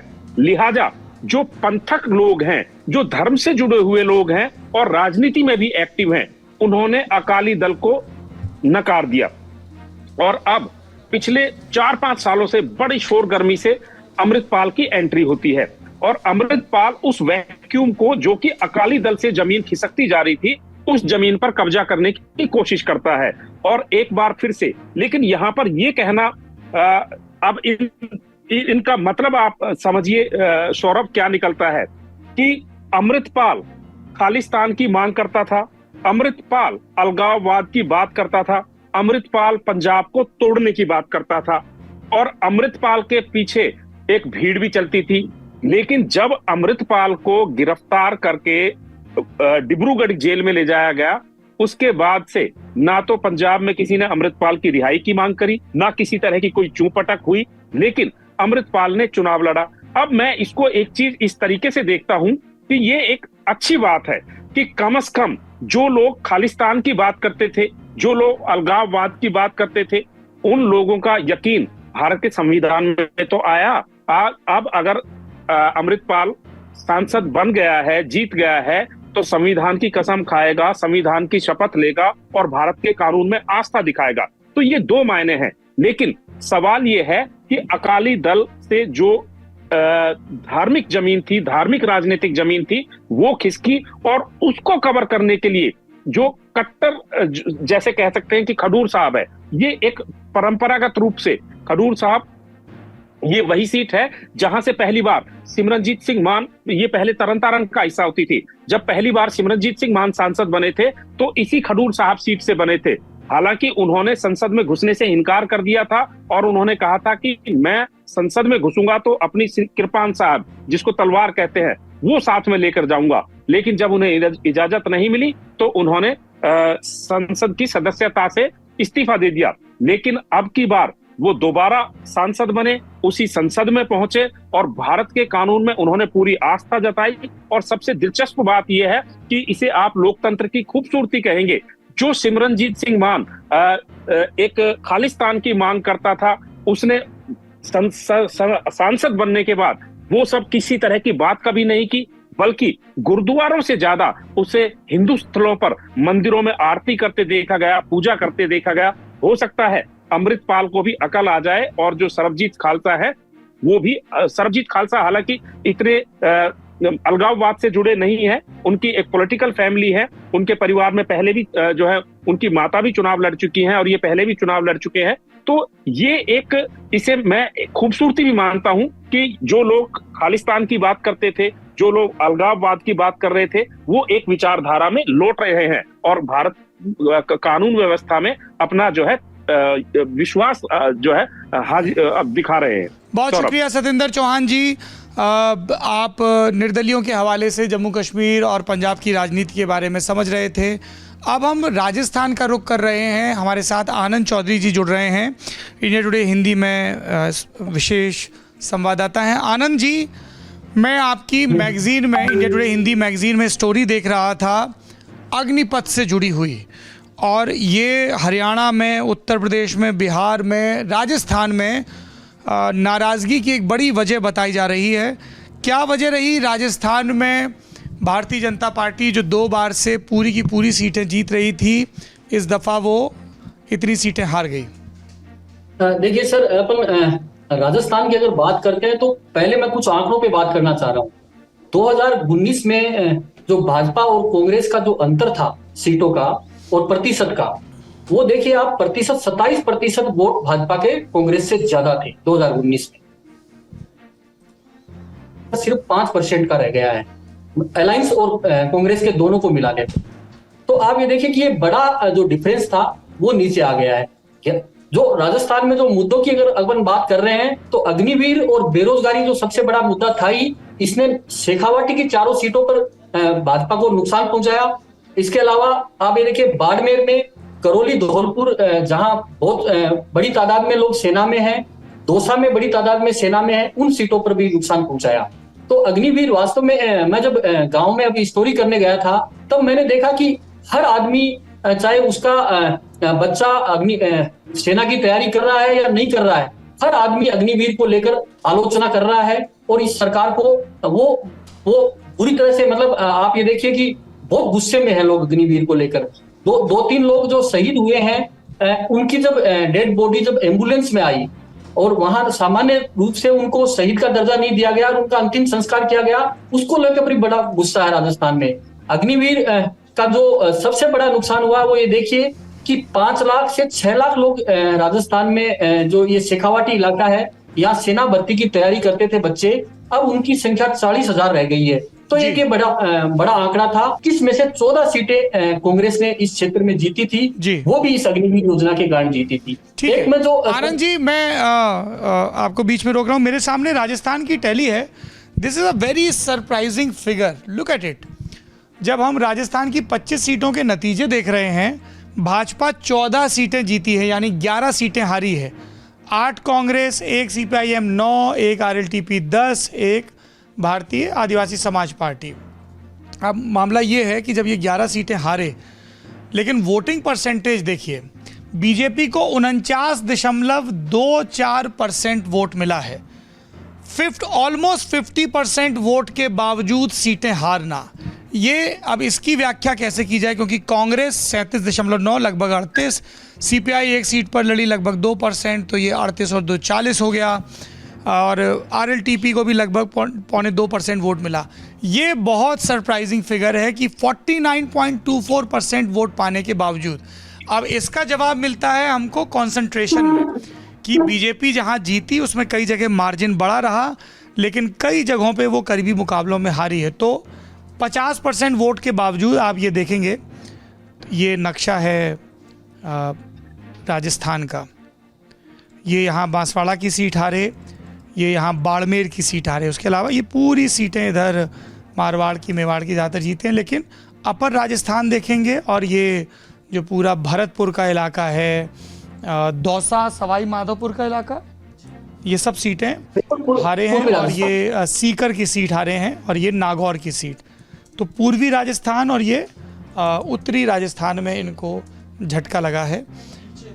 और हाँ, वो तो बताया, बांसवाड़ा और बाड़मेर। ये एक सवाल और है आनंद चौधरी जी, क्या भजनलाल शर्मा को बहुत परेशान होना चाहिए इन नतीजों से? नेतृत्व परिवर्तन की संभावना है क्या? बिल्कुल, ये नतीजे भजनलाल शर्मा के कद को जरूर घटाएंगे, लेकिन अभी नेतृत्व परिवर्तन की जो संभावना वो नजर नहीं आ रही है। हालांकि भजनलाल शर्मा के इलाके में जैसे भरतपुर है, दौसा है, करौली सवाई माधोपुर है, और टोंक सवाई माधोपुर है और करौली धौलपुर है। इन चारों सीटों पर भाजपा साफ हो गई है पूरी तरह। लेकिन इन सीटों पर जो सबसे बड़ा कारण था वो आरक्षण और ये जो संविधान का मुद्दा था, ये इन 5 सीटों पे जो आप इसमें बांसवाड़ा भी शामिल कर सकते हैं। और जो राजस्थान में एक इंटरेस्टिंग चीज थी कि टिकट का बंटवारा था वो इस बार बड़ा जोरदार था।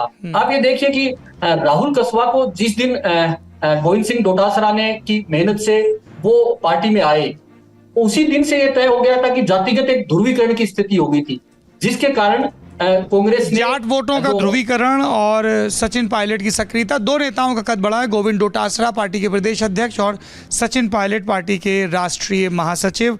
अब हम रुक करते हैं एक और स्विंग स्टेट का। 10 में 10 सीटें जीती थी हरियाणा में, इस बार 5 जीती बीजेपी ने। हमारे साथ धर्मेंद्र कांवड़ी जी हैं, गुरुकुल ऑफ पॉलिटिक्स के संपादक। धर्मेंद्र जी, आप मेरी आवाज सुन पा रहे हैं? जी सौरभ जी, सुन पा रहा हूँ। नमस्कार, कैसे हैं आप? बहुत बढ़िया। अच्छा, मैं पहले दर्शकों को जरा हरियाणा की टैली दिखा दूं। 5 कांग्रेस जीती, 5 भाजपा जीती। ये मैप है हरियाणा का।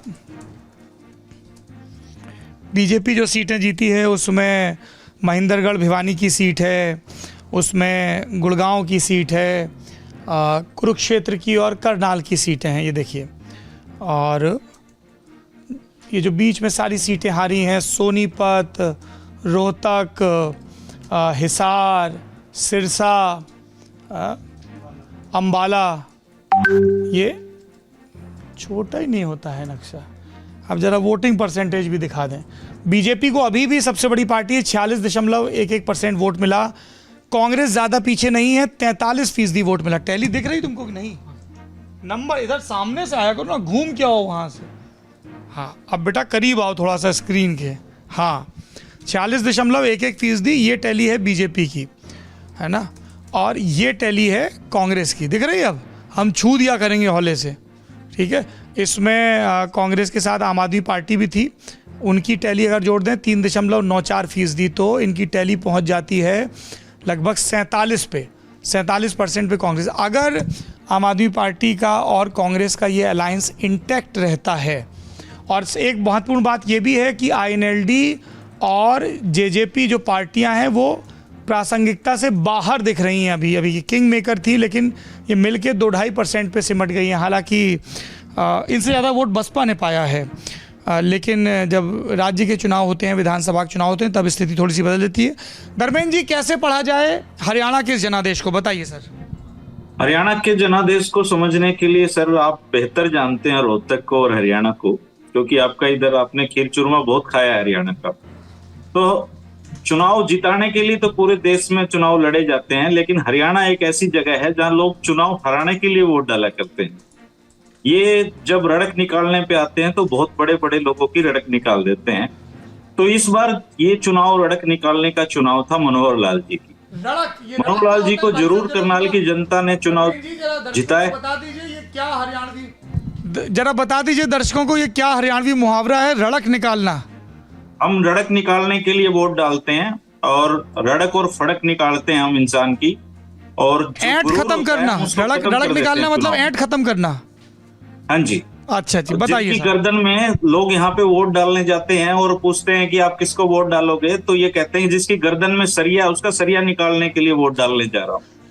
तो जो जनता के सामने अकड़ता है यहाँ पे, ये लोग उसको हरा देते हैं। हरियाणा का वोटिंग पैटर्न ये है, सीधा सीधा। आपने देखा होगा पिछली बार बीजेपी के सारे मंत्रियों को हरा दिया लोगों ने। वो इसलिए हरा दिया क्योंकि वो जनता उनकी रड़क निकालना चाह रही थी। हरियाणा में एक शब्द काफी समय से बहुत प्रचलन में आ रहा है, जो इससे पहले केवल चौधरी बंसीलाल के समय में कुछ दिनों के लिए आया था, और ये शब्द है सुपर सीएम का। हरियाणा में कहते हैं कि 2 मुख्यमंत्री हैं, एक मुख्यमंत्री नायब सैनी जी हैं और एक मुख्यमंत्री हैं मनोहर लाल जी, जिनको सुपर सीएम कहा जाता है। ये 10 की 10 टिकटें हैं जो बीजेपी को मिली हैं। इनमें से 10 टिकटें की जो पसंद थी, नापसंद थी, वो सारी मनोहर लाल खट्टर जी की तय थी। तो जब लोकसभा चुनाव लड़ने का जब समय आया तो बीजेपी ने यह महसूस किया कि मनोहर लाल खट्टर के चेहरे पे तो हम चुनाव नहीं जीत सकते। तो उन्होंने अचानक से एक फैसला लिया। फैसला था मुख्यमंत्री बदलने का। उन्होंने मुख्यमंत्री मनोहर लाल जी को बदला, और मनोहर लाल जी ने अपने जो शिष्य हैं नायब सैनी उनको हरियाणा का मुख्यमंत्री बनवा दिया, लेकिन काम करने नहीं दिया, उनके सिर पे बैठ गए और लोगों में ये मैसेज गया कि भाई ये कैसा बदलाव है, मनोहर लाल जी तो मुख्यमंत्री को काम ही नहीं करने दे रहे हैं। और इस वजह से जिस बीजेपी ने 2019 में 10 सीटें जीती थी, अब वो 5-5 पे आकर खड़ी हो गई है। ये चुनाव बहुत अलग तरह का हरियाणा में इसलिए चुनाव है क्योंकि बीजेपी को यहाँ पे कास्ट पॉलिटिक्स सूट करती थी। इस बार बहुत अलग तरह का चुनाव हुआ क्योंकि कास्ट पॉलिटिक्स के सारे जितने भी परसेप्शन थे वो सारे के सारे धराशायी हो गए।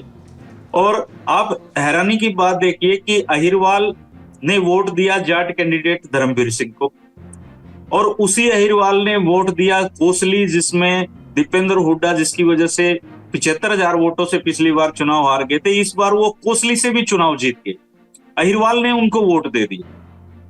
इसलिए जो कास्ट पॉलिटिक्स थी जो बीजेपी को सूट करती थी उसका जो कॉम्बिनेशन था इस बार डिस्टर्ब हुआ। दूसरा, जो कांग्रेस आज से 2 महीने पहले जब चुनाव की बात आती थी तो ये कहते थे बड़ी मुश्किल से 1 सीट कांग्रेस जीतेगी रोहतक की, और आज बीजेपी को उन्होंने 5-5 पे बराबरी पे कर दिया।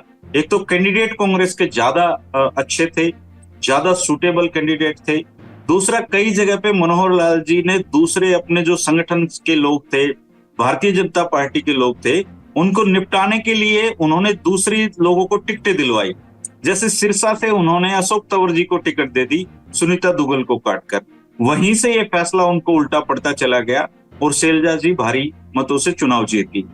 हिसार में कैप्टन अभिमन्यु टिकट मांग रहे थे, कुलदीप बिश्नोई टिकट मांग रहे थे, रणवीर गंगवा टिकट मांग रहे थे।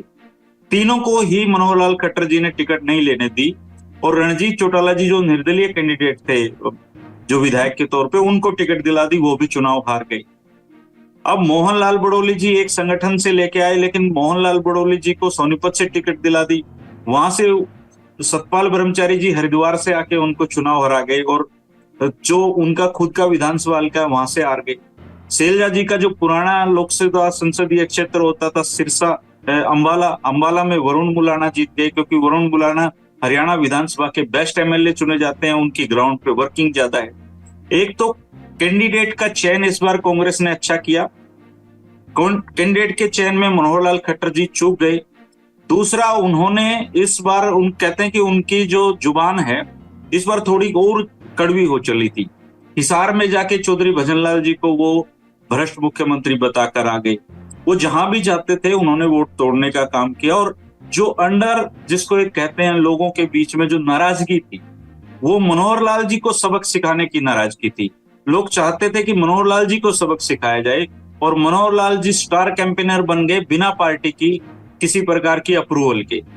नायब सैनी तो एक तरीके से बैक बर्नर पे ही उन्होंने उनको रखा, खुद ही चुनाव का जिम्मा संभाले रखा, इस भरम में कि मैं बहुत लोकप्रिय आदमी हूं। और हरियाणा की जनता का जो गुस्सा था उनके प्रति बढ़ता जा रहा था, इस वजह से बीजेपी का इतनी सीटों का नुकसान मनोहर लाल खट्टर जी ने करवा दिया। अब मनोहर लाल खट्टर जी खुद जीत गए हैं। 3 लोकसभा ऐसी हैं हरियाणा में जहां पे 9 की 9 विधानसभा सीटों से कैंडिडेट जीते हैं। उनमें रोहतक एक है, करनाल एक है और सिरसा एक है, बाकी पे किसी पे 5-6 इस तरीके से। धर्मेंद्र जी, मेरा अगला सवाल, आप विधानसभा की बात कर रहे हैं, विधानसभा चुनाव से ही जुड़ा हुआ है। क्या चौटाला परिवार की पॉलिटिकल रेलेवेंस अब खत्म होती दिख रही है, या विधानसभा चुनाव में वो रिसरेक्ट हो सकते हैं सारे ही उनके फैक्शंस? सौरभ जी, केवल चौटाला परिवार की नहीं, आप इसको थोड़ा बड़े परिप्रेक्ष्य में देखिए। हरियाणा की राजनीति में 4 लाल अब तक हुए हैं, चौधरी देवीलाल, चौधरी बंसीलाल, चौधरी भजनलाल और मनोहर लाल। मनोहर लाल जी सीएम पद से हट चुके हैं, अब सांसद बन गए हैं, उनको पता लग गया है कि मेरी कितनी लोकप्रियता है, वो सीन से बाहर है। अब 3 लाल, चौधरी देवीलाल परिवार से 4 सदस्य लोकसभा चुनाव में उतरे और चारों को लोगों ने हरा दिया।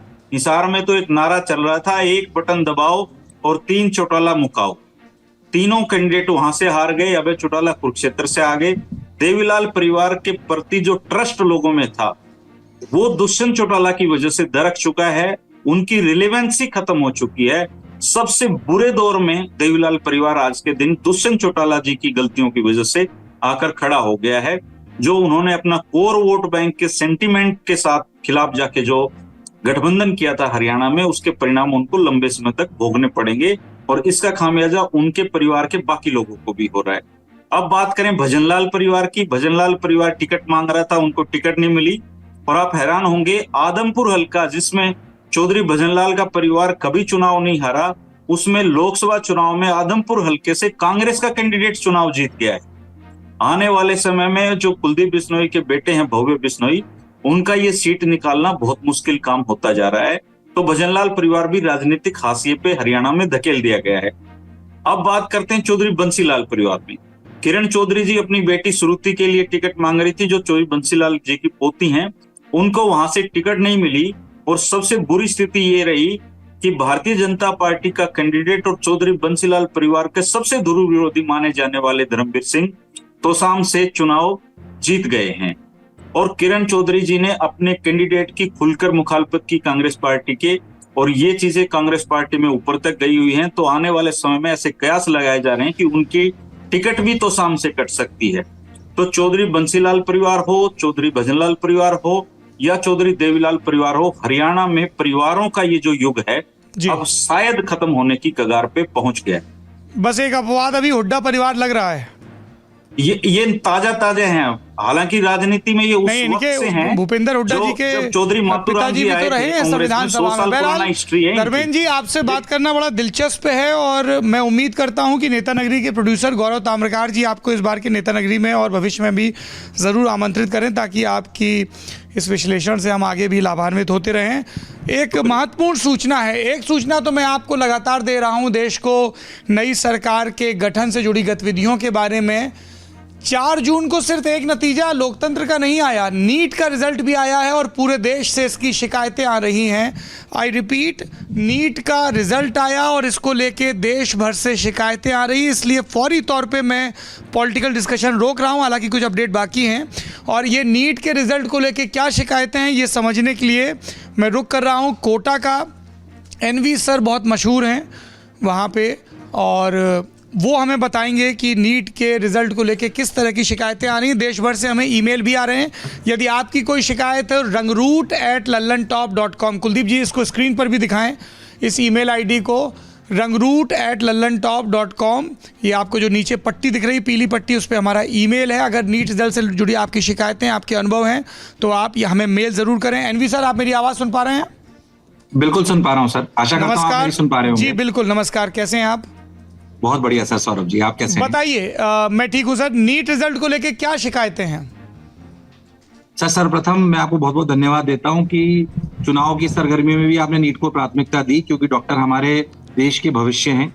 सर शिकायत ये है कि 718, 719 नंबर भी बच्चों के आए हैं। अगर आप कैलकुलेशन को देखेंगे तो 718, 719 नंबर संभव नहीं है। अगर सर बिल्कुल बेसिक से बताइए। सर माफ करिए, बीच में रोक रहा हूँ। सिर्फ वो नहीं देख रहे हैं वीडियो जो तैयारी कर रहे हैं, कितने नंबर का टेस्ट होता है नीट का एग्जाम, बिल्कुल बेसिक से बताइए। ये देश में जो देश भर में सरकारी और प्राइवेट मेडिकल कॉलेज हैं, 12वीं के बाद बच्चे MBBS की या आयुर्वेद की या दूसरी पढ़ाई के लिए इन कॉलेजेस में दाखिला लेते हैं, उसके लिए उन्हें ये एग्जाम निकालना होता है। बिल्कुल सही बात है। 720 नंबर का एग्जाम होता है सौरभ जी, इसमें 200 सवाल आते हैं, बच्चों को 180 करने होते हैं जी। हर सवाल 4 नंबर का होता है। अगर आपने सवाल अटेम्प्ट करा और सही हुआ तो 4 नंबर मिलेंगे, और गलत करा तो -1 मिलेंगे। 180 इंटू 4 करेंगे तो 720 का गणित बैठता है। ठीक है। अब बात यह कि आप मैथ्स को समझिए कि अगर एक बच्चे ने सारे सवाल सही करे जी, तो उसके 720 में से 720 नंबर आएंगे। ठीक है। अगर उसने एक सवाल छोड़ दिया, अटेम्प्ट नहीं करा जी, तो उसके 716 नंबर आने चाहिए। माइनस मार्किंग नहीं होती है या अगर आप समझिए, अगर बच्चे ने 180 सवाल में से 179 सवाल ठीक है करे तो 716 नंबर आए करे जी, तो सारे सही करे तो उसके 716 नंबर आए जी। पर अगर उसने पूरे 180 करे और 179 सही कर दिए और एक गलत कर दिया जी, तो उसका 1 नंबर और कट जाएगा, मतलब 5 कम हो जाएंगे। ठीक है। अब इसमें समस्या ये है कि जो नंबर आए हैं उसमें 718, 719 भी आए हैं। अब एनटीए का उसमें ये कहना है कि 718, 719 हमने दिए क्योंकि कुछ बच्चों का सेंटर पे टाइम लॉस हो गया था, तो हमने उन्हें ग्रेस नंबर दिए। ये नेशनल टेस्टिंग एजेंसी का कहना है। ये नेशनल टेस्टिंग एजेंसी का नोटिफाइड कल जो है विज्ञप्ति आई है। पर ये नॉर्म है या पहली बार इस तरह का किया गया? मेरे संज्ञान में, मेरे को बहुत साल हो गए इस तरीके का मैंने कुछ देखा नहीं था, पर ये पहली बार देखा, चलो इस बात को मान लेते हैं, पर उसकी कोई ये नहीं बताया गया कि कितने बच्चों को दिया गया, क्यों दिया गया, किस बेसिस पे दिया गया, ये कुछ नहीं बताया गया। दूसरी बात, अगर आप रिजल्ट को ध्यान से देखेंगे तो इस बार फर्स्ट रैंक बहुत सारे बच्चों की आई है, क्योंकि बहुत सारे बच्चों ने 720 में 720 नंबर लाए। उसमें अगर आप सीक्वेंस में देखेंगे तो करीब 12 या 13 बच्चे ऐसे हैं जिनके रोल नंबर ये दिखाते हैं कि वो सब लोग एक ही सेंटर के, उनकी सीक्वेंस बिल्कुल सेम है। तो एक ही सेंटर से इतने टॉपर बच्चे आ जाएं, ये थोड़ा असंभव सा लगता है। मेरे हिसाब से उस पर क्लैरिफिकेशन होनी चाहिए, जो बहुत जरूरी है। दूसरी बात, अगर ये टाइम लैप्स की बात सिर्फ और सिर्फ क्या टॉपर को ही दी गई है या सभी बच्चों को दी गई है? अगर दी गई है तो कितने बच्चों को दी है, उसका क्या क्राइटेरिया है? क्योंकि आप समझें सौरभ जी कि जिसकी 715 नंबर हैं उसकी रैंक एक बच्चे की 81 भी है, और उसी दूसरे बच्चे के 715 नंबर पे उसकी रैंक 223 भी है। यानी कि आप ऐसा समझें कि इनमें से किसी एक को एम्स मिलेगा और किसी एक को नहीं मिलेगा, जबकि काबिलियत बराबर है। वो जो बच्चों के साथ, मेरे को ये बताना बहुत जरूरी कि अगर बच्चों ने कोई भी बच्चों के साथ ऐसा अन्याय हुआ है, उसके को एनटीए को बताना बहुत आवश्यक है, क्योंकि ये बच्चों के लिए बहुत महत्वपूर्ण है। फिर से मैं आपको कह रहा हूं, एक नंबर पर 1,000 बच्चे, 800 बच्चे हैं सर, तो आप समझिए उनके टॉप कॉलेजेस में जो सीटें जहां पे सिर्फ 60 या 100 हैं, उसी सेम काबिलियत के बच्चे को किसी को अच्छा कॉलेज मिलेगा, किसी को नहीं मिलेगा। फर्स्ट रैंक पे आप सोचिए, NEET all India rank counselling को पॉइंट्स में दिया गया है, और मेरे को ऐसा लगता है कि इस पे स्पष्टीकरण जरूरी है, और पेपर ऐसा बनाना चाहिए जहां पे 24 लाख बच्चे एग्जामिनेशन दे रहे हैं कि एग्जामिनेशन इस तरीके का हो देश के 24 लाख विद्यार्थियों से, यानी सीधे 24 लाख घरों से जुड़ा हुआ मामला है सर। डॉक्टरों का मामला है, आने वाले देश में आप समझिए जो भावी डॉक्टर हैं, जिससे जो हमारी सबकी हेल्थ का ध्यान रखेंगे, उनके भविष्य की बात है सर, ये कोई छोटी मोटी बात नहीं। बिल्कुल, बहुत शुक्रिया नितिन विजय जी, आपने इस मामले पे जानकारी दी।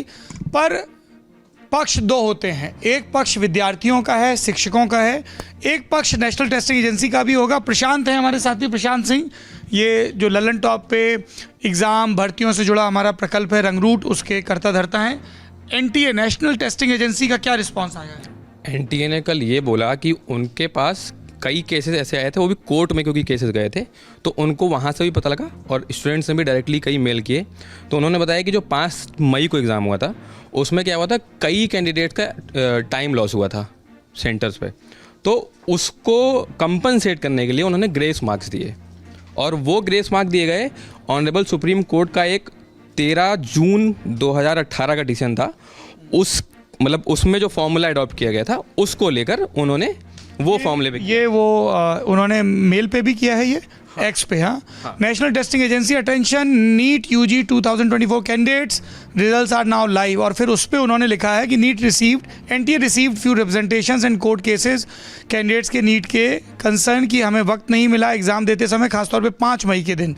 ऐसे केसेस में एनटीए ने नॉर्मलाइजेशन का फॉर्मूला अपनाया है। आप दिखा सकते हैं, ये टेक्स्ट बहुत छोटा है, ये टेक्स्ट जरा कुलदीप जी को भेजिए जी। तो ये सफाई आई है, लेकिन इस सफाई पे अभी विद्यार्थियों को पूरी तसल्ली नहीं हो रही है।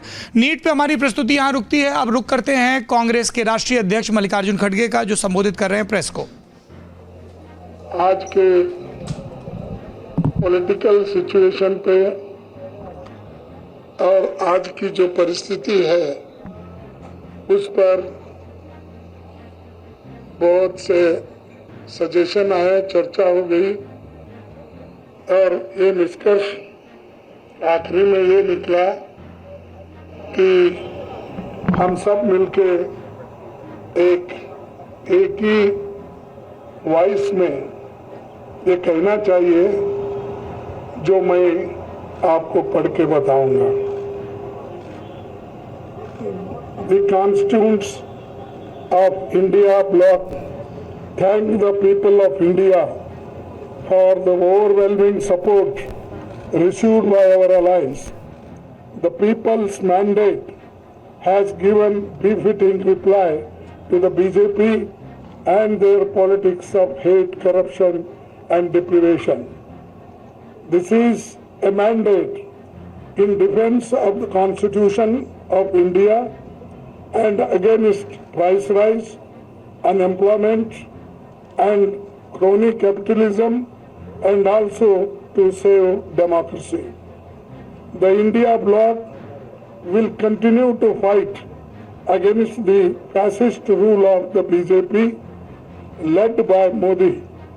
We will take appropriate steps at the appropriate time to realize the people's desire not to be ruled by the BJP's government, and this is our decision, and we all together agreed on these points, and will definitely whatever promises we have given to the people, that we will keep it up, and just I want to tell this. Thank you very much. Abhishek Banerjee TMC के नेता, सुप्रिया सुले और ठीक बगल में कांग्रेस की पूर्व अध्यक्ष सोनिया गांधी खड़ी हुई थी, बता रहे थे अपने राजनीतिक विकल्पों के बारे में। एनडीए से जुड़े भी कुछ और अपडेट हैं जिसके लिए रुख कर रहा हूं मैं अपनी साथी सोनल का। बताइए सौरभ, 2 अपडेट है। एक तो प्रधानमंत्री नरेंद्र मोदी ने मीटिंग में कहा है कि एनडीए एक पुराना गठबंधन है, हम राष्ट्रहित में काम करेंगे और जीते हम हैं और उछल दूसरे रहे हैं। इसी तरह का बयान राहुल गांधी की तरफ से भी आया। मीटिंग के बाद उन्होंने कहा कि इंडिया गठबंधन भारत की आवाज़ है, इस आवाज़ ने अपना फैसला सुनाया है, जनता ने लोकतंत्र की रक्षा के लिए जोर लगाया और हम इस संकल्प को पूरी शक्ति के साथ। ऑपरेटिव पार्ट बताइए, ऑपरेटिव पार्ट मुझे ज़्यादा दिलचस्पी है अभी सुनने में। ये जनता और बाकी सब चीज़ें नहीं, ऑपरेटिव पार्ट क्या है? एक कोऑपरेटिव पार्ट ये था कि जीते हम हैं, प्रधानमंत्री का बयान आया, उछल दूसरे रहे हैं। अच्छा। और राहुल दूसरे कह रहे हैं कि जनता ने बीजेपी को बहुमत न देके संदेश दिया है। ये दोनों ही नेताओं का बयान था। अच्छा, अब हम अपने ललन टॉप शो की इस लंबी लाइव पेशकश के अंतिम पड़ाव पर हैं। मैं अपने सहयोगी निखिल का रुख कर रहा हूँ। महाराष्ट्र में आज बहुत हलचल रही। उप मुख्यमंत्री देवेंद्र फडणवीस ने, जो पहले मुख्यमंत्री भी रहे हैं, इस्तीफे की पेशकश की है। सबसे पहले उनकी बाइट सुनते हैं और उसके बाद इस पे आ रहे रिस्पॉन्सेस के बारे में बात करेंगे अपने साथी निखिल से। देवेंद्र फडणवीस।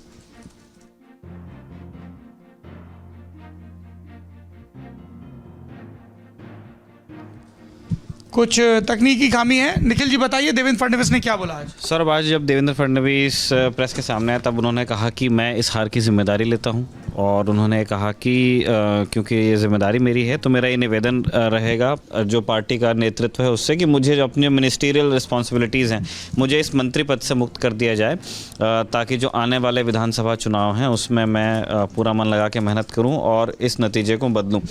जब ये डिटेल आई उसके बाद पूरे, क्योंकि कल किरोड़ी लाल मीणा ने इस्तीफ़ा देने की पेशकश कर दी थी, लोग आशीष शेलार का वो वीडियो चलाने लगे आकर के, जब उन्होंने कहा था उद्धव ठाकरे को एक तरह से उन्होंने चुनौती दी थी कि अगर आप सीटें नहीं जीत पाते हैं तो क्या आप राजनीति छोड़ेंगे, और अगर नहीं होगा तो मैं छोड़ दूंगा। मराठी में वो बयान था, आशीष शेलार का वीडियो चलने लगा। तो फिर इसीलिए देवेंद्र फडणवीस ने जब इस्तीफे की बात की तो उसको काफ़ी ट्रैक्शन मिला, एक नेशनल न्यूज़ बन गई वो। लेकिन जल्द ही जो महाराष्ट्र के सर्विंग चीफ मिनिस्टर हैं अभी एकनाथ शिंदे, उनका ये बयान आया। उन्होंने कहा कि ये जो हार हुई है उसमें वास्तव में जिम्मेदारी तो कलेक्टिव है, यानी इसकी जिम्मेदारी शिवसेना भी लेगी, शिंदे फैक्शन, इसकी जिम्मेदारी भारतीय जनता रिस्पॉन्सिबिलिटी। और उन्होंने ये कहा कि मैं नहीं चाहता कि देवेंद्र फडणवीस इस्तीफ़ा दें, और ये भी उन्होंने अपनी बात में जोड़ा कि मैं बात करूंगा देवेंद्र फडणवीस से कि आप इस्तीफ़ा मत दीजिएगा, हार के कारण क्या है उस पर बैठ करके हम बात कर लेंगे।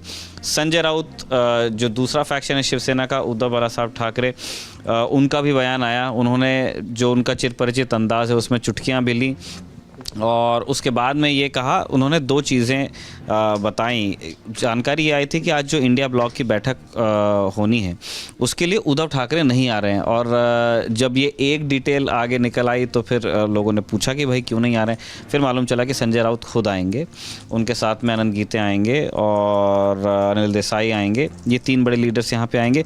ऐसा बताया जा रहा है कि Uddhav Thackeray is very keen कि किसी तरह से अगर कोई मैथ अलाउ करता है तो जो इंडिया ब्लॉक है उसको गवर्नमेंट बनाने का दावा पेश करना चाहिए।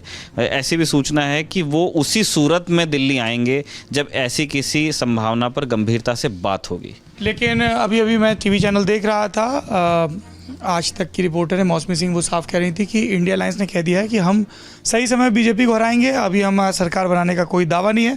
तो जो भी कल से थोड़ा बहुत कंफ्यूजन था, क्वालिफाई तो नहीं कहेंगे, अपने नेता की बात में उसमें उन्होंने जब वो प्रेस के सामने आया तब उन्होंने जोड़ दिया था कि देखिए ये सारी चीज़ें डिपेंड करती हैं इस बात पे कि चंद्रबाबू नायडू और नीतीश कुमार क्या करते हैं, और उन्होंने बहुत स्पष्ट कर दिया है। तो अभी अब सारी स्पेकुलेशन इस बात को लेके हैं कि सत्ता की शेयरिंग का फॉर्मूला क्या होगा, मंत्रिपरिषद में कौन आएगा, किसके पास क्या पोर्टफोलियो जाएगा, और ये देखना बड़ा दिलचस्प होगा। जो अब इन्होंने भी कहा कि नरेंद्र मोदी को एज अ चीफ मिनिस्टर या एज अ प्राइम मिनिस्टर कभी इस लेवल पे एकोमोडेट नहीं करना पड़ा। 2014 में भी एनडीए था, 2019 में भी था, पर जो एलाइज थे उनको अच्छा हैवी इंडस्ट्री दे दिया, फूड प्रोसेसिंग दे दिया, जो भी मेन 8-10 मिनिस्ट्रीज थी वो लार्जली बीजेपी के पास ही रही हैं। तो सिविल एविएशन दे दिया, बहुत से बहुत हुआ, एनडीए के टाइम पे टीडीपी को दिया गया था।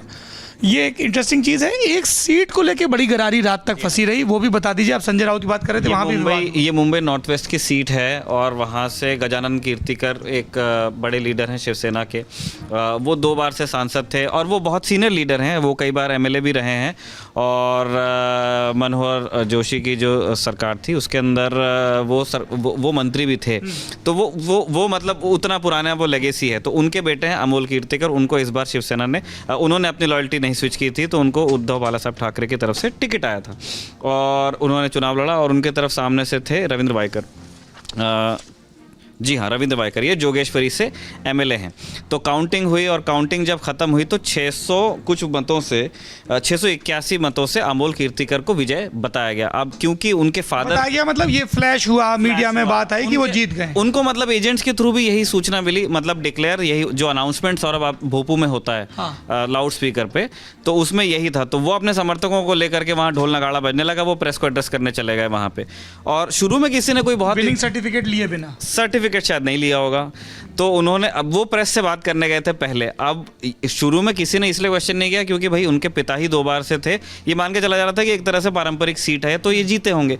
लेकिन रविंद्र वाइकर जो वो टिकट लेना नहीं चाहते थे यहाँ से क्योंकि वो टफ सीट थी अगेंस्ट शिवसेना लॉयलिस्ट, तो उन्होंने कहा कि यार ये 681 है, इसमें रिकाउंटिंग एक बार मतलब करके देखनी चाहिए अपने को, अपन इतने क्लोज आ गए हैं, कुछ हो सकता है। ये कानूनी रूप से एक वैध ऑप्शन भी है कि यदि टोटल पोस्टल बैलेट, और उसमें अब 2019 के प्रावधान के बाद है, उसमें जितने इनवैलिड वोट हुए हैं उनकी संख्या हार जीत के मार्जिन से ज़्यादा है, तो पोस्टल बैलेट के उतने पार्ट को रिकाउंट किया जा सकता है, वो कर सकते हैं। और उसमें एक इंटरेस्टिंग चीज़ ये भी हुई कि जब रिकाउंटिंग हुई तो उसमें फिर अमोल कीर्तिकर 1 वोट से आगे आ रहे थे, तो तब फिर वो दोनों पार्टीज़ का डाउट मतलब वहाँ पक्का हुआ कि इसको अभी इस बात को मतलब पक्का करना ज़रूरी है कि कौन कहाँ आ गया। संजय निरुपम पहुँचे, जिनको गजानन कीर्तिकर ने किसी ज़माने में हराया था इस सीट पे, तो उन्होंने भी अपना थोड़ा सा जैक लगाया और वहाँ पे फिर आखिरी में जब 48 वोट से विक्ट्री डिक्लेयर की गई उसमें रविंद्र वाइकर की, तो ये मालूम चला कि उसमें से 47 वोट